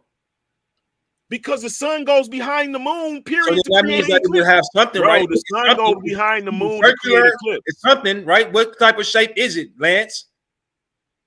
What do you mean, bro? The sun can be a fucking disc. It can it could be a small light that shines out. You don't know what I'm talking about. All right, no problem. Is the moon made of rock? You serious, bro? I'll tell you what. This is what I'm gonna do. Let's see what a scientist says from the 1800s. The 1800s. The 1800s. Lance, bro, you wild. They haven't even like studied the moon. Bro, listen. As well. All right, let me say this, bro. Knowledge is being rediscovered. People knew more back then. They had lights. They would use of electricity before the reported use of electricity. It was already use of electricity. It was use of atmospheric electricity. All of that stuff was being used before modern man has written it in a book for them to claim its authority, claim that they discovered it. It already was here. So people were more knowledgeable in the medieval period in the 18th century, correct? of more natural things. Yeah, alchemy. But I thought alchemy had a you greater said understanding. I thought you said the white Europeans changed everything. They were still in rule in the 18th century. Worse back then because they had us as slaves. Why What? were they telling the truth? Hold on. First of all, my people have never been into slavery. Oh my goodness. Okay. Yeah, my people have never. I mean, not in the New World and not in Europe. Right. So I guess you So- don't believe in the whole Deuteronomy 28 thing? What? That's see, bro.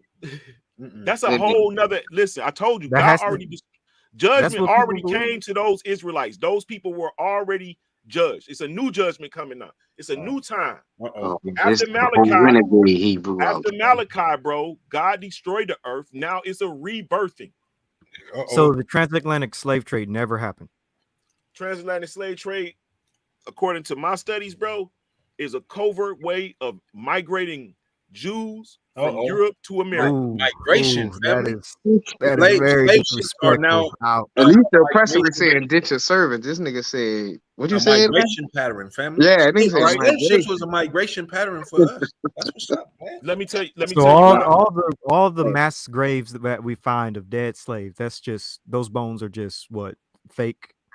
Those people are. Listen, bro. After the Catholics conquered, you got to remember, all of America, most of America, is the involvement of Africa. Oh, I'm talking about as far as America is concerned, not the Portuguese and the French and all them Dukes and all the other people West came over. African information that speaks about the West Africans having navigational knowledge nor maps to navigate the seas. So whenever you can present that information, bro, I'll be definitely tap into it. The West Africans were a lot of that was like that's why it's called Negro land or slave colony, bro. That those people were sent by kings of Portugal and different nations to cultivate there. Those were the Jews that were being persecuted by the Catholics. Oh, So they weren't taken to America on slave ships. They just That's a chose whole to go nother to group. America. Listen, bro, that group of people that's in Africa. That's one group of black people. Let's say that's one group of Jews. Let's call them Jews A, because they was there since the King of Portugal, Carlos I, I believe. He sent 6,000 Jewish kids when the Jews got kicked out in Portugal. Let me finish. Let me say this. When the Jews got kicked out of Spain in 1492, a lot of them were able to go to Portugal, but later the King of Portugal taxed them, and some of those parents wasn't able to pay the tax, so he rounded up all those children and sent them to Portugal. You can read that in the book America, and you can also read that in that A.J. Rogers book that I think he probably quoted from. But they sent them to the west coast of Africa. Now that's one group of Jews. Now you still got the Jews that's in Germany, black Jews that's in rulership, the Moors. Those Moors are basically Jews, bro, Hebrews, and some of them stayed with the old world and some of them converted in the 7th century. Now you're looking in the 1400s, you know what I'm saying, the 15th century, and they're a whole nother people with different, they the same race of people, but they don't forget who they are. They're scattered. They warring against each other. You got but my main question is this: how did the transatlantic slave trade not happen?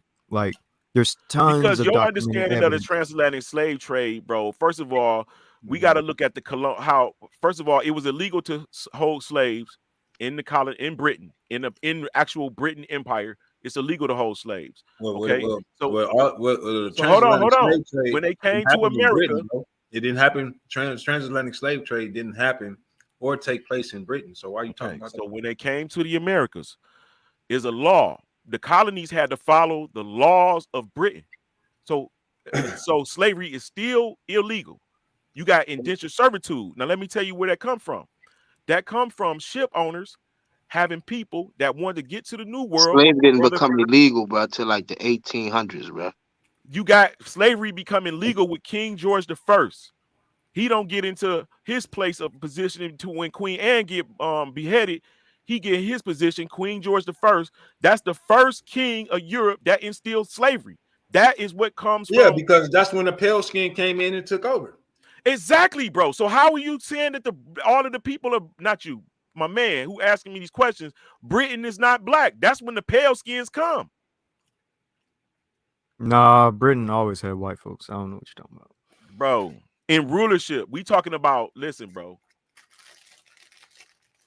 All of the dominions were all of the lands were always accessible to people. Feel what I'm saying? So you developing in Britain, and you got another same group of people developing in the west coast of Africa. Also, another same group of people developing in the Americas. Also, you feel what I'm saying? Now, one group of people has the advantage of more brains, more knowledgeable people, sciences, universities, right? So they're going to be paternally more advanced than those other group of people. You feel what I'm saying? They're the same group, they're the same race, but they're developing at different rates because of their distances from a locale of knowledge. I still don't see how this disproves the transatlantic slave trade. So is the story like Nat Turner? Is that fake? Like the Nat Turner story? That's just not true at all. The slave killing white people, freeing his people, and dying in the end.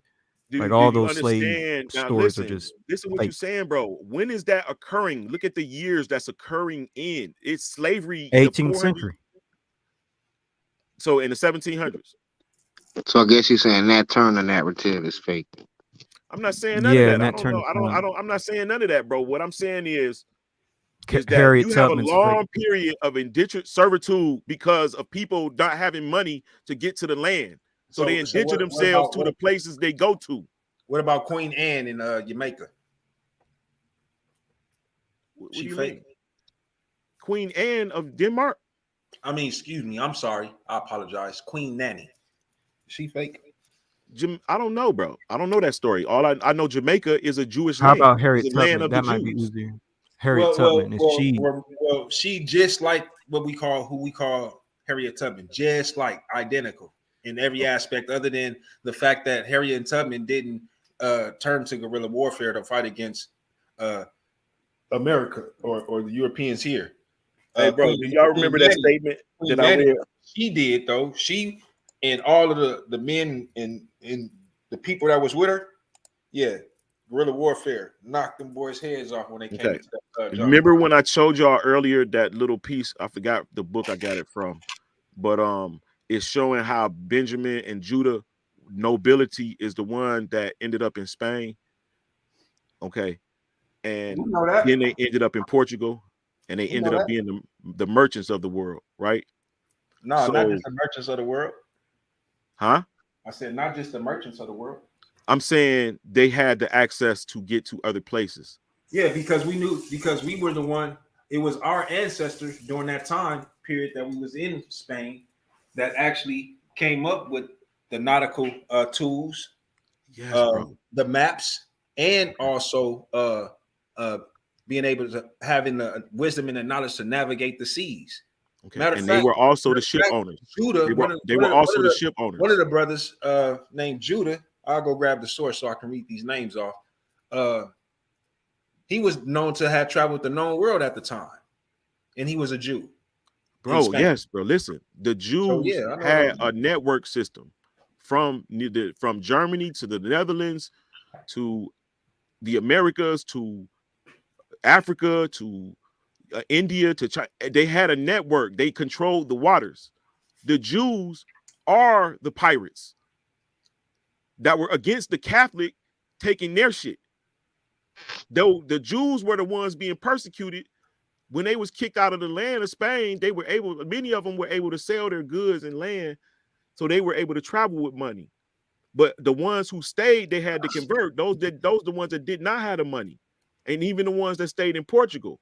But the ones who fought, like the ones who they called in the bad guys, was us fighting against them. And what they were doing was trying to either wipe us out or get rid of the law, because we the ones that kept the law, bro. All right. When you read about the Moorish rulership over Europe, bro, those are Jews, not flat out Arabs. Now, yeah, people get in later on, but I'm talking about originally the Jews and Moors are the same people. Yeah, man, it's right there. A lot of what you're saying is true, but like the brother asked you, how are you saying that you, being a so-called Black African American, did not experience slavery or your ancestors that came here? Because my great great great grandfather owned land in South Carolina. Yeah. And he All was right. Let me rephrase it. Let me hold on, rephrase bro. it. Hold on, nigga. Because you can be Stop right. interrupting me, bro. Let me No, finish. let me say it. Because you No, could be you right. can't say it. Let me But finish. I'm You're not gonna saying, keep interrupting me, how bro. are you saying the narrative of slavery as a whole did not happen? Because if you look, No, what you doing is you putting words in my mouth, first of all. you said slavery didn't happen. You said it was covert or something like that. You said it was they was immigrants. Yes, there was some slaves, bro, that when the laws got changed by King George I, okay, that's when you start seeing slavery. Before that, you don't see slavery in America by Americans per se, Britons, and basically that's the British. That's false, bro. You had slavery in the whole building of the colony. It's illegal in the Britain. But it wasn't illegal. by Europe. It was by Spaniards. That's But right, listen, Spaniards, bro. Listen, hold on. Let me who chased the Jews out. Let me confirm what I was just saying. Right. So I'm reading from Christopher Columbus and the participation of the Jews in the Spanish and Portuguese discoveries. Right, by Meyer Case Serling. Right. So this is coming from page 4. It says, our Mr. Jaime or James early gained the reputation of a great mathematician and was very skillful in the manufacture of maps and nautical instruments. His real name was Jafuda or Judah Cresques. He was the son of Abraham Cresques of Palma, the capital of Mallorca, which since the 13th century had been the chief seat of the nautical knowledge. So that's why I said, if you can show me something that, you know what I'm saying, of the West Africans having this type of knowledge, like having it documented to where is they can say that that person in that particular part of the land had this type of knowledge and he was the top in that particular part of the land, because I can't see it nowhere. But if I can make sense of it from some information that's written and given to us, then, you know what I'm saying, I can take it from there, right? And I'm gonna read this last part and then I'm gonna give it back to you, right? This coming from page 5. It says, this was the academy in which was laid the foundation of Columbus project. Mr. Jaime became the teacher of the Portuguese in the art of navigation, as well as the manufacture of nautical instruments and maps. In this work, he had no superior in his day. To him, we are chiefly indebted for the improvement of the compass and for the application of astrolabe to navigation. So I'm just saying, bro, like, this coming from our ancestors, yo. This coming from our ancestors, man. In the 1300s, 1391. Yeah, I mean, you agreeing with me, bro. You agreeing. But now let's take it back to slavery. Ola Equianu who is the said that there was slavery. Who is the people that own the ships during the said time of slavery? What are you talking about? Europeans. Ola Equianu said that even his don't. sister wasn't slave. The people who own the ships during the time of slavery are Sephardi Jews and Moors. No, they are the merchants of the day. No, they wasn't. Right. This is what you don't understand. All right, hold on. I'll prove it. Yeah, go ahead, prove it. Go ahead, go with your point. No, I want you to prove it. Then I'll deal with it. Well, the thing is that I gotta go through my files and grab my books.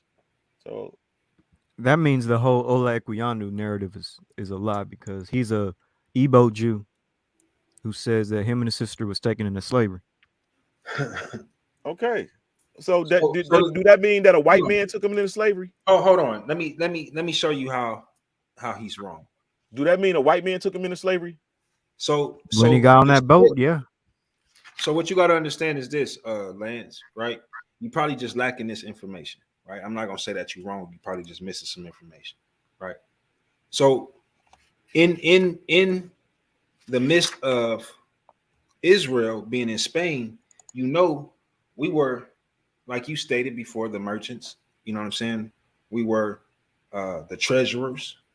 We were counselors to the king during this time period that we were in Spain and in Portugal, right? You do, yeah, all of that, right? So that means that we were very well off in the land. We was not a poor people, even though we had secluded cities and secluded areas where we were at only.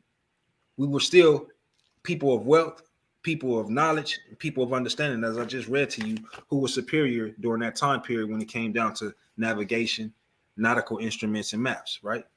So look, check this out. It says,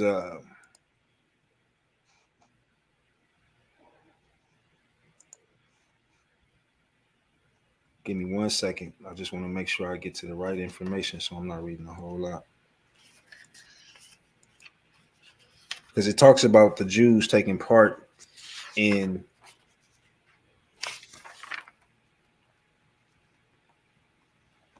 and having fleet ships themselves. Yes, bro. You can read that in the book called. But see, you're taking them having fleet ships as those fleet ships that they were going to navigate the world as those ships that were used for slavery. This is two different time periods, bro. I'm not saying that. Bro, That's not what I said. don't cut me off, bro. Let me finish. No, now if you're gonna say that, that's not what I said. That's not what I said, bro. So why when I keep bringing up the nautical fleet ships of the Jews, you keep on talking about and trying to relate that to what you're talking about? Because my opening statement was, I don't believe that this is like slavery.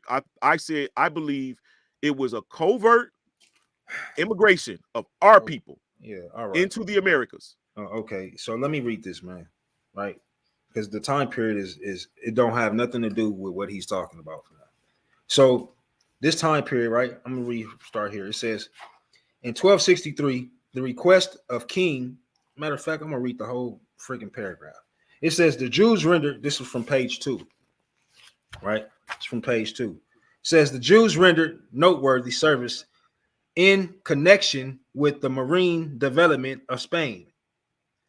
R. Judah of Valencia, or as he was called by contemporary historians, Don Jehudano, right? Don Jehudano, the richest Jew of Aragon, was the confidential friend of and the treasurer of King Jaime the First, who asked his advice in the most important affairs of state.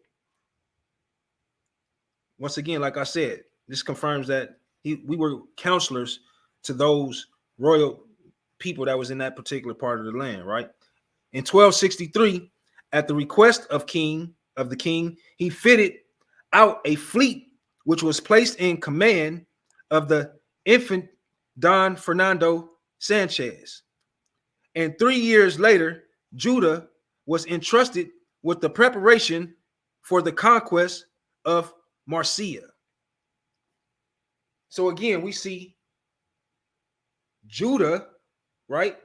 Once again, being entrusted with the preparation of the maritime, of getting the ships ready to make a voyage to a specific location. You can't just choose a random individual. You can't just choose a carpenter. You can't just choose an electrician and say, hey, prepare this ship for me. Nah, the person that you choose to prepare a ship has to have knowledge of how the ship works, what the people are going to need as they making this voyage, this navigational trip across the waters.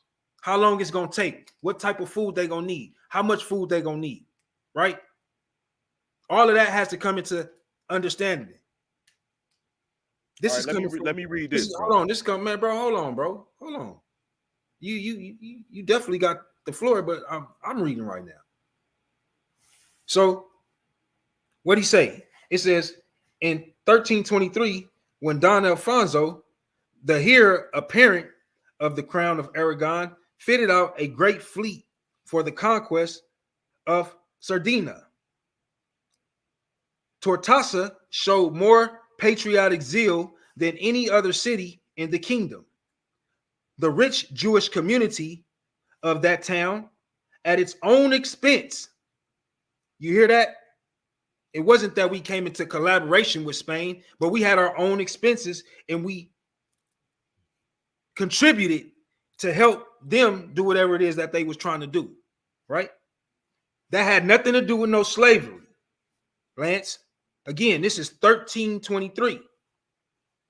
Let me keep reading. Says, equipped and manned 2 galleys.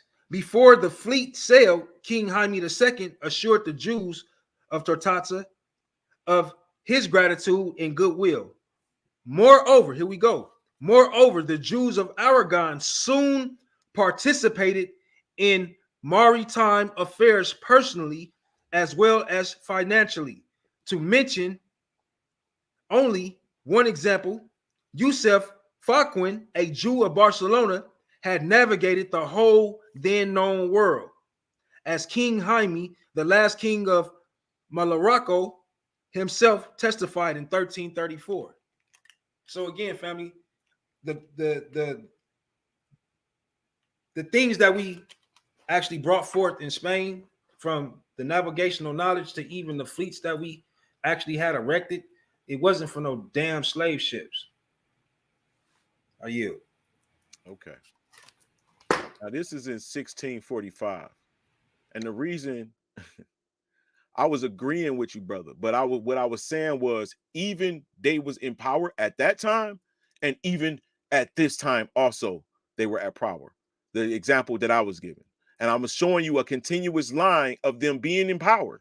And listen to this. It says, ships called the Queen Esther, the prophet Samuel, and the shield of Abraham roamed the high seas. All right, it says in 1645 there were 1,630 Portuguese, a term then synonymous with Jews living in Recife, Brazil, according to the Dutch historian Frans Leonard Schatzkwaas. To him, it says in 1654, 23 of them escaped religious persecution. Remember when I said the Catholics is always chasing the Jews and Muslims, persecuting by religious, escaped religious persecution by ship and arrived to the Dutch colony of New Amsterdam, today New York City. Where did the other refugees flee to? Some returned to Amsterdam, others disembarked at the nearby Dutch Caribbean colony of Curaçao.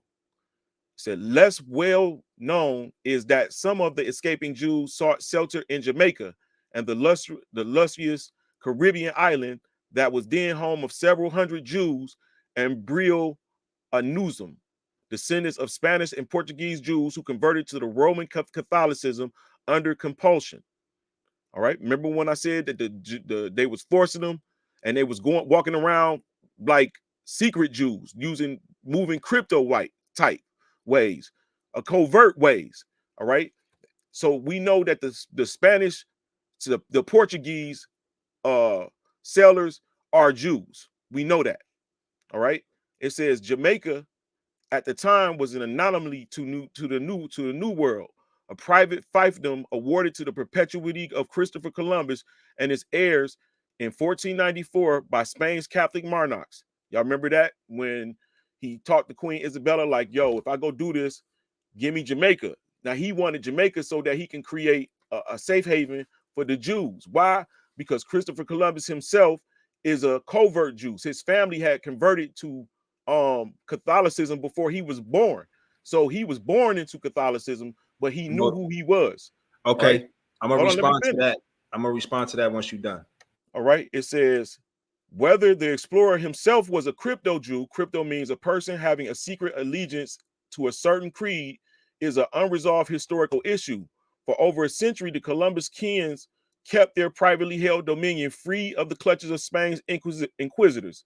Jamaica was only one among the many remote and distant locales in the New World where Jews, apostates, sought a haven far from the rapacious inquisitors of Spain and Portugal. In as early as 1501, the Spanish crown published the edict that Moors, Jews, and heretics reconciliades, repentance, those who return to the church, and new Christians are not allowed to go into the Indies. Yet in 1508, the Bishop of Cuba reported practically every ship arriving in Havana is filled with Hebrews and new Christians. Okay, new Christians are Jews that they saw instead of totally converting, they went to like Calvinism and Protestantism, which is like a mixture. It's like a secret way of being able to worship the Most High and still pretend to be Christian. And that's what Calvinism and Protestantism kind of like came from. All right. In 1605, we think those is white people. They put them in our head when they say the names, but we got to look at the real history and see who these people actually are. So in 1655, 1 year after the Jewish refugees from Dutch Brazil arrived in Jamaica, Columbus's poorly defended private island was seized by Britain. Leading armada was Admiral William Penn. Okay, Penn is a Jew. I seen a dude do a whole historical heritage. He went through the ancestry.com on William Penn and showed that he descended from Jews. It says the father of William Penn, Jr., who subsequently founded Pennsylvania, under British rule, religious freedom flourished. By 1720, now we in the 1720s, an estimated 20% of the residents of the capital, Kingston, were descendants of the Spanish Portuguese Jews, crypto Jews. That's right. That's me. That's my conjecture. Crypto Jews. As elsewhere in the New World, Jamaica's Jews sought economic opportunities, built sugarcane plantations. Who? Jamaica Jews built sugarcane plantations. Others traded various commodities, including African slaves. Who? They built sugarcane plantations and traded African slaves. Who? Jamaican Jews. Okay, so people in Jamaica is not attributed to themselves being slaves. Their ancestors was overthrown. And they was made to work the plantations that they already built. They the ones who cultivated the shit. They the people who they saying conquered them didn't have no knowledge on this type of shit. That's why they were shipping them to different places across the world to cultivate them. Which is why the King of Portugal sent them to Sao Tome. Okay, others traded various commodities like African slaves. The Jamaican community had strong commercial ties with the Jewish businessmen in Europe, including London, Bayonne, and Bordeaux. Trade developed with the mainland British North America colonial ports such as New York, Newport, Charleston, and Savannah. But some Jamaican Jews turned to a more adventurous and dangerous life at sea, captaining ships bearing names like Queen Esther, the Prophet Samuel, and the Shield of Abraham. Jewish sailors began roaming the Caribbean in search of riches, sometimes obtained under the questionable circumstances. These Jews most frequently attacked Spanish and Portuguese ships. So that's why they was the enemy. Even in history, the pirates are the bad guys. But look today, look who the pirates are today. The bad guys, but they really the good guys, just protecting their own shit or warring against some people that oppressed them. And because the people that oppressed them got the money, got the news, can report the story. You know, that don't even make no sense, bro. That don't even make no sense. What do you mean? I'm reading something that makes sense. I'm reading history. I know you're reading. I know you're reading. So what don't make sense? It don't make sense on the fact that the Jews was going around the world looking for riches to take from people for what? That's not that's not what this said. That's not what it said, bro. Read what it said, man. What did you just say? The Jews most frequently attacked Spanish and Portuguese ships. Payback for the properties confiscation and torture of their brethren perpetrated by the Inquisition.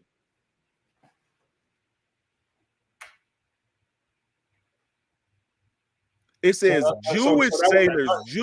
So you're saying what are you saying? Jewish sailors, bro, are not all of the Jews. Let me ask you this, man. Let me ask you this. What are you saying? Are you saying those are Ashkenazi Jews? Those ships that was going around snatching up the Portuguese ships and all that, trying to get back what was taken from the Inquisition? Are you saying that they were pale-skinned Jews? No, I'm not saying that. I'm saying that everything that I'm saying is black people, bro. Everything that these people did is black people, people of color. I'm not understanding your argument, bro. I'm really not. I'm showing you that I'm building a case, showing you that all the way you showed me from the 1300s. I expounded from the 16, 15, 16, 1700s that Jews is in control of the waters. Jews is not in control of the water during this time, bro. You're They talking are, about, man. I'm you're reading it. talking I ain't about making it up, nigga. They are. And I can show during you this time, let several me other ask you this. places where it says it During too. this time, during this time, is the Inquisition taking place? They're warned against the Inquisition. So not all Jews was poor and not all Jews were I never persecuted. said that they were. I never said that the Jews in Spain was poor. Never once. So what I'm asking you is, they kicked during out of the Spain Inquisition. in During the 1492, Inquisition, so we were able to load up on the ships that we built. Right. We already had ships. What? We already had ships, bro. Like the I said, Jews of Portugal and Spain hey, man, already had ships. Hey, Lance, calm down, bro, and listen. So what you're saying to me is that these Jews that had the ships in Spain and Portugal during the time of the Inquisition, they were able to pack their shit, jump on the ships, load up, and not only load up, but have enough food, right, to travel the seas looking for these other ships that that Spain and Portugal has taken from us, right? To take back from them. That's what you're saying? No. What I'm saying is that the Portuguese Jews were, and I showed you in the edit that it was given about the Moors and the Jews. He gave them a certain amount of time to get out. Okay. I think it was like 3 months or so, but they was able to sell their property. Many of them were able to sell their stuff. Not many, and some of them weren't able to sell. But we got to remember, we're talking about nobles that live in the land, that are able to leave, nobles that are able to form a government, nobles that are able to form a network, the educated of the people that are able to leave Spain, and then Portugal, and wherever else they were persecuted. They were the ones always able to leave.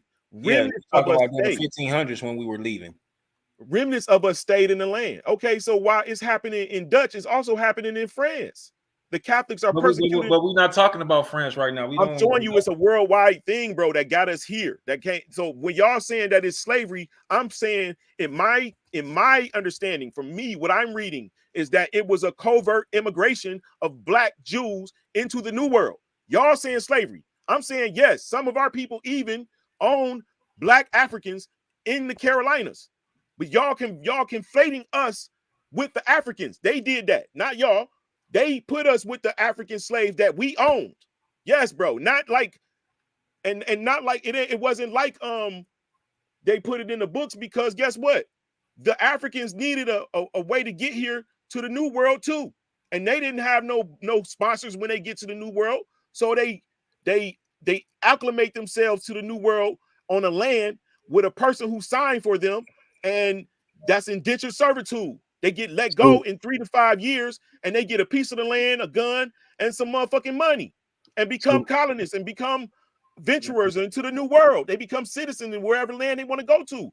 Y'all got it. It's all based around motherfucking roots, nigga. That shit ain't happen like that. So we're not related to West Africans.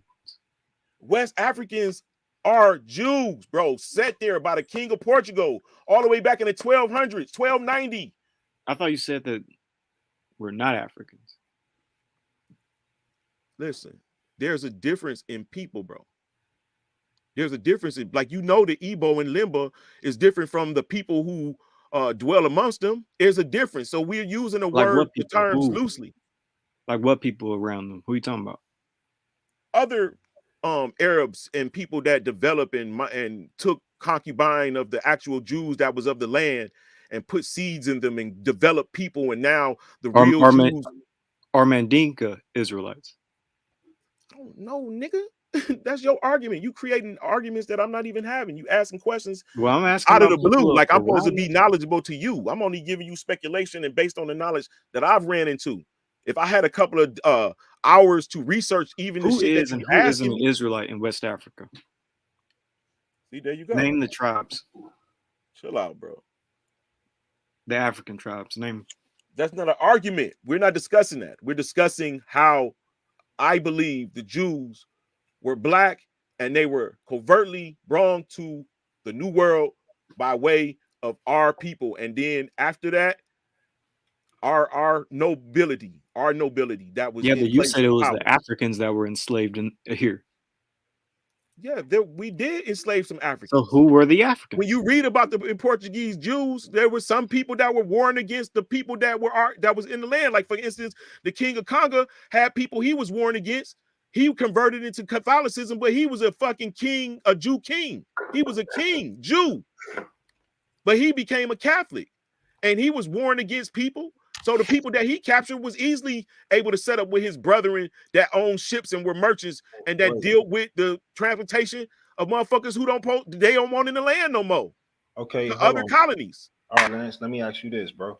So you said, so this king, what part of Africa was this king, this Jew king? The Congo. That's in Central Africa, bro. That's nowhere near motherfucker. Excuse my language, family. That's nowhere near Spain and Portugal, bro. What?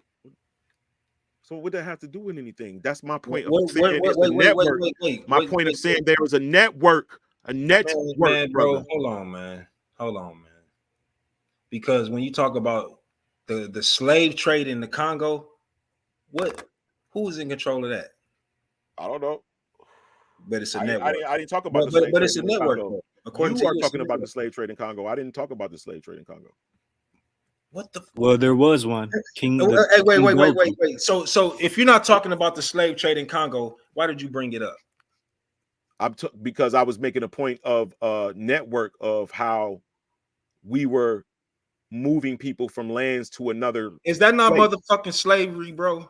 Yeah, but that's not my focus. But that's what you're talking about, man. So why you acting like I was what you're focused? talking The about? focus was Just because really you didn't use the about word the slavery king of the Congo. Oh, because you used the word move. No, because the move subject people? was the king of Congo. Yo, bro, the subject was not the king of Congo. How you gonna tell me what we my was never subject was? talking about the king of Congo? That's something that you brought up for no reason. Nigga, did you take your medication, nigga? No, I sure didn't. That's why I'm on your bumper right now. You're not. You looking foolish. Why are you because bringing up stuff that ain't you're got not nothing to saying do with stuff the that you're not saying things that I'm saying. Why are you bringing up things that ain't got nothing to do with the conversation? The king Because of you're not Congo saying things don't have that I'm nothing to do saying. with the slavery that took Listen, place, bro. You're attacking me Spain based and on things that's in your Portugal, head fam. only. Has nothing to do with that. Nothing to do with anything that has anything to do with anything coming out of Spain and Portugal. My point You're that I was talking making about the was Congo that has everything to do with the Arab slave trade. no. Basically I was talking about the network that was between Muslims I and asked Jews, you about the network Muslims and between Jews man. from There was no network of slavery in the Congo with the Jews. What are you talking about? We're not talking about slavery. Yeah, there was, bro. Yeah, we went to war with people and we captured them and we gave them to our brethren to be sent places. You're not very intelligent. Yes, we did. Yes, we did. On What the hell this are you talking particular about? topic, And everywhere bro, else we you're not rule. And everywhere else we rule. Even in the damn Bible. Even in the Bible. We kill the men, we take the women and children if we're able to amalgamate with them. If he give us the okay to amalgamate with these people, we take them. They become a part of us. Oh my God, man. Slavery is not making somebody a part of us. So I don't know what you're talking about. Bro, what do you think? They become Slavery our servants, is not making bro. somebody a part of your family. Because God's law that they only can Don't be so simple. they only can be slaves. They only can be simple your in this slaves for a certain conversation, amount of time. Act like you have some And with type the of choice to be understanding of left, what we let talking about. go, or become a part of the community, bro. Act like you got some understanding of historic. what we're talking about, because slavery, you're not becoming a part of the nobody's community. You're nothing. Bro, in our community, we were. So You're look at nothing. this. Look at this, for instance. The Indians, who I earlier said, many of those people that were in relation to us were already Jews. The Indian was told to Wait, the Indians Indians are Jews now, Native American? Bro, yes, certain ones were, yes. Don't ask me which ones, bro. Okay, Choctaw, Creek Indian, whatever. You know what I'm saying? But yes, some of them were already Jews here. Like they were ancient Jews, ancient people that left the area earlier and came here and developed as well. So Yeah. people with haplogroup Q are Indians. I mean, are You Israelites. know who the fuck haplogroup Q is, nigga, and stop trying to insert your motherfucking. Okay, you a smart nigga. That's all you trying to do, bro. I'm not on that. I don't think about no fucking haplogroups. I'm talking about what I read and what's showing in history. People don't just generally lie, spend all this time to just lie unless they're trying to deceive you. Now, why are they trying to deceive us that all of these people are fucking black Jews that's ruling then? We know the Portuguese people is black. We know that the motherfucking many of the Spaniards that were oppressed was Jews and they were black. We know this. We know the French Huguenots were black. We know the Palatine Boers that Thomas Jefferson talked about that came over here as Dutch soldiers during Civil War were black. I feel you, bro. Everybody was black. The Chinese. Yeah, so obviously something happened in history that changed it. And I only think they fooled the Chinese were black. children. The They Scythians. retaught the children as they grew over a period of time. And we believe that we weren't in power. They legislatively did it with democracy and getting us to agree with these treaties. And if you do this, then we'll do that, and we'll interact with each other like this. I feel you, bro. And then later on, that's our people warning, like basically Jews against Moors, or Moors on Moors, or Jews on Jews, whatever you want it, families, tribes on tribes. We all in rulership. God said he gonna give us the earth. I feel you, bro. Listen, bro, God said he gonna black. give us the earth, bro. Make us the head and not the tail. Everyone So made us the head first. We was the head first. Let me ask you this, Lance. When the Spaniards was running the Israelites out of Spain and Portugal, what was going on with the Moors? Was they helping us, or was they helping the Spaniards? And the Moors and the Jews are the same people. Okay. I feel you, bro. Everybody was black. The Chinese, the Mongolians, the Scythians. Nigga, when I was a kid, I watched Kung Fu movies. The motherfuckers had complexions more like mine than any motherfucking Chinese man today. The Chinese people used to be way darker, brown. Yeah, bro. Everybody was black, bro. I feel you. The Hurrians too, and the Armenians and Iranians. They're all definitely black, the Armenians. Yeah, all black. The Albanians, all of them were black. Yes, it's historical fact. Like you can. But let me say this. I'm not going to say that there were no fair-skinned people in the land. I'm not even going to say that none of those Jews or those people that was in the land weren't fair-skinned too. I think it's always been a range from fair to dark in all times in history. Yeah, it becomes confusing a little bit, Lance, when you say that those melanated people were black, because the term black is specific for, a certain nation of people. It's not for all melanated people. So if you was to change that lingo, you know what I'm saying, then, people probably would be able to receive the information a little bit better. But to say that, all of these people in all of these lands, just because they had darker skin tone, were black people, that's you know what? You know why? Because it's because of my. Okay, I have an understanding that those are the people who makes us black people today. Those amalgamations of people are who makes us black people here and in Jamaica and in the Caribbeans. All of the Jamaicans, I mean, even in Germany and in France, all of the blacks, all of those people. But we don't have none of their DNA though. That's not true, bro. That is true. No, Yashar, you don't get it, Yashar. Everybody was black. The Japanese were black, bro. Black don't mean listen, first of all, bro. The Romans were black, bro. It ain't about the That's DNA. why I just tried to tell you, bro. But that's why I said Jews and Muslims, bro. When I said that, I'm trying to show you that. That's why I showed you the picture of my man. That's why I showed you a picture and to read up on Amy Levy and the dude Asher MD, showing you that these is people who you would consider to be black people today, if you ran into them, are Jews, and they're in Scotland and they're in England, and they're Jews. They're literally Jews. The Germans were black. The Nordic people were black too. You ain't never heard of the Palatins? The Palatins are black. Yes. Bro, the Celts were black. The Celts are definitely everybody black. was black, bro. Yeah, It's they like- had fair gales. They had fair gales, and yes, bro. It's like I understand certain things that you make, the statements that you're making, you know what I'm saying, but for the most part, I wouldn't say that these people were black, right? I would say that our relatives, you know, migrated to their land and was able to, you know, learn their language and, you know, fit in to be able to speak at least, right? And be able to write even our information within those languages. Like, for example, the Slavics, right? We got some priestly information that's written in Slavic. Yeah, for sure. The Slav. So it's not to say that our people are Slavics. But it is to say that our people were all right. See.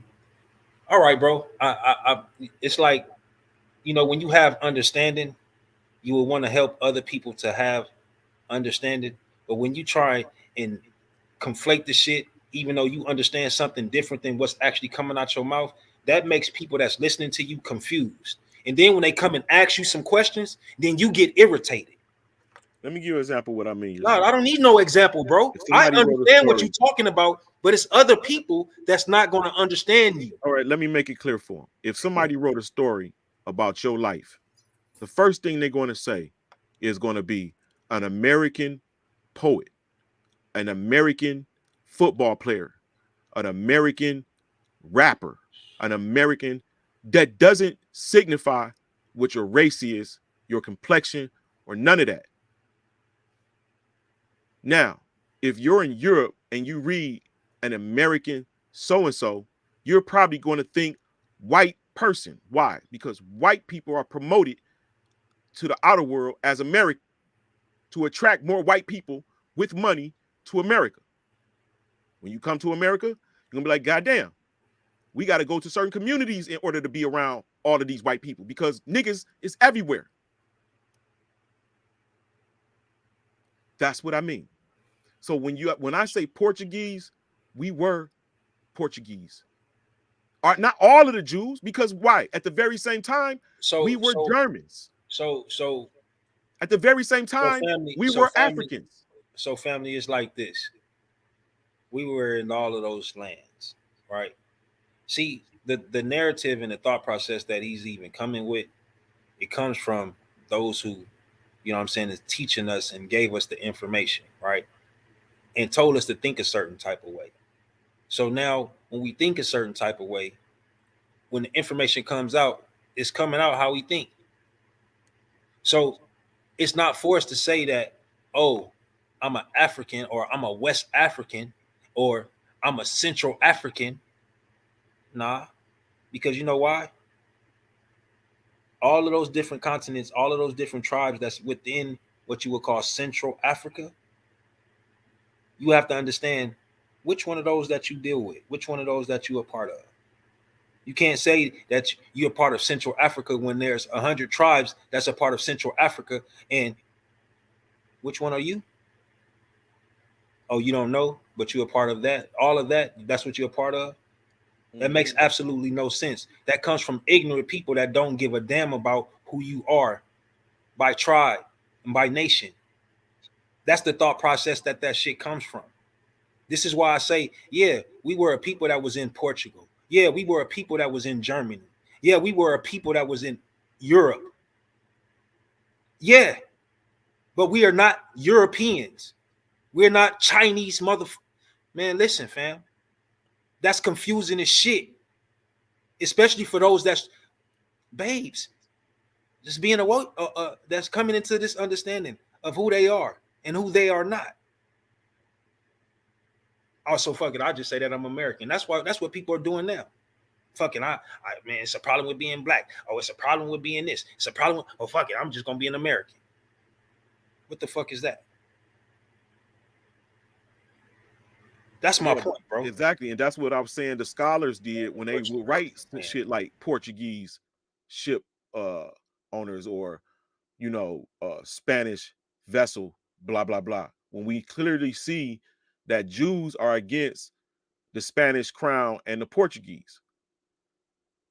They are the pirates. They are, like you said, the accountants. Like the kings actually need them.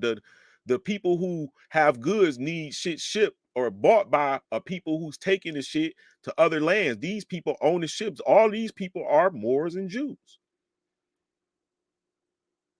So my only thing that I was saying when it came down to question, so if we was made the head, when did we become the tail? And you can't see no other history before all I just said showing us in rulership in these other nations as kings, even all the way down to the servant, us, our people, or who make us who we are, I should say. Because like I said, I believe blacks in America and Spanish and all over the world are amalgamation of different blacks that were actually fleeing from religious persecution into the New World. So y'all asked me about slavery, and that's my explanation for much of the blacks in America, and not necessarily slavery. We are the Jews in the New World. 3 strands become one. Are you still awake? You shooting?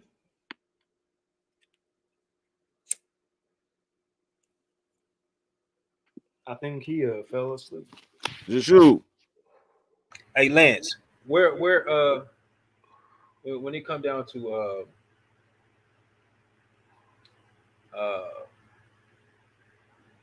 the DNA, right? When it come down to the mixing, where do you stand with that? Like, how does mixing work in your understanding? Like what you mean, like people mixing with each other? Like, do I say, or black, if a black person sleep with a white person, is that person black? Like, what do you mean? Yeah, that's what I mean. Like according to your, I don't want to put no.